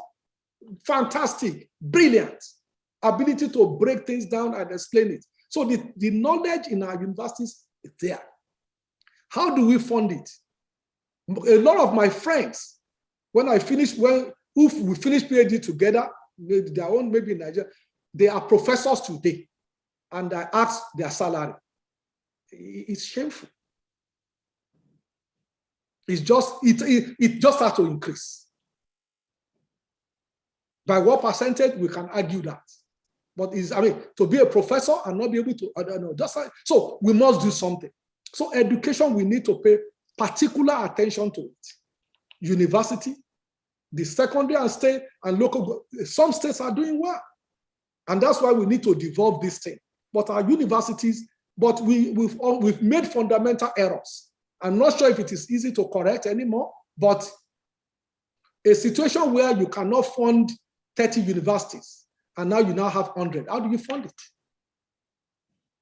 University of Ife, or Obafemi Awolowo University now, is 10 kilometers by 10 kilometers in terms of land area. The University of South Pretoria is the same size. They have a student population of 170,000. Ife has only about 23,000. How? Technology. We've seen during COVID now, you can do lectures online. We are doing lecture now. So if I'm doing lecture online, I've given a lecture to students of Columbia online. It's not a big deal. So all of them don't need to be there. So instead of increasing that asset of, say, University of Ibadan, the reality is that you cannot recreate those universities.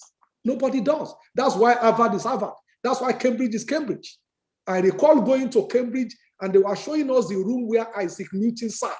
You have goose pimples. Your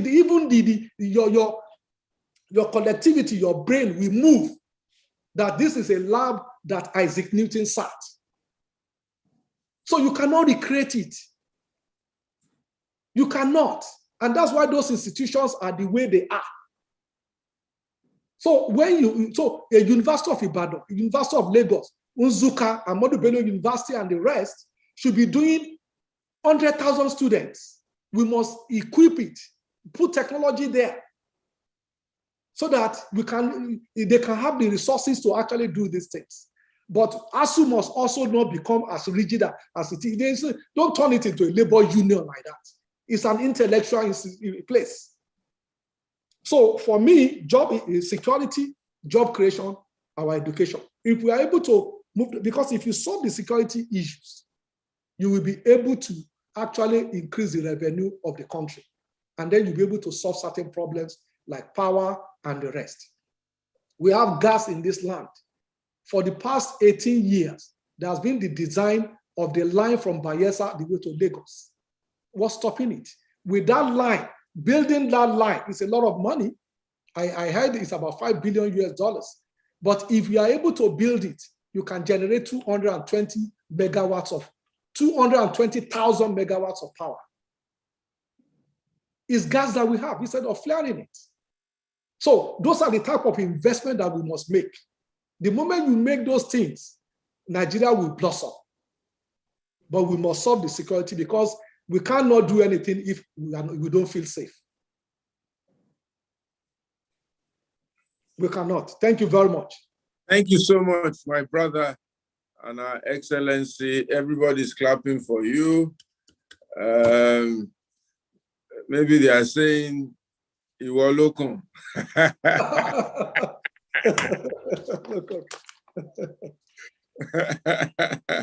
All right. Thank you so much. God bless you. Please greet my sister for me. Thank her very much for her love. And we'll have you back. We'll look for a convenient time with your team, and then we will have you back, and then we can talk on other issues of this our great country. God bless you. Greet Mr. Governor for us and our children, and we wish you very well, and God bless you and look after you. Thank you so much. Thank you very much, Pastor. Thank you, everyone, for taking the time and for responding and for participating.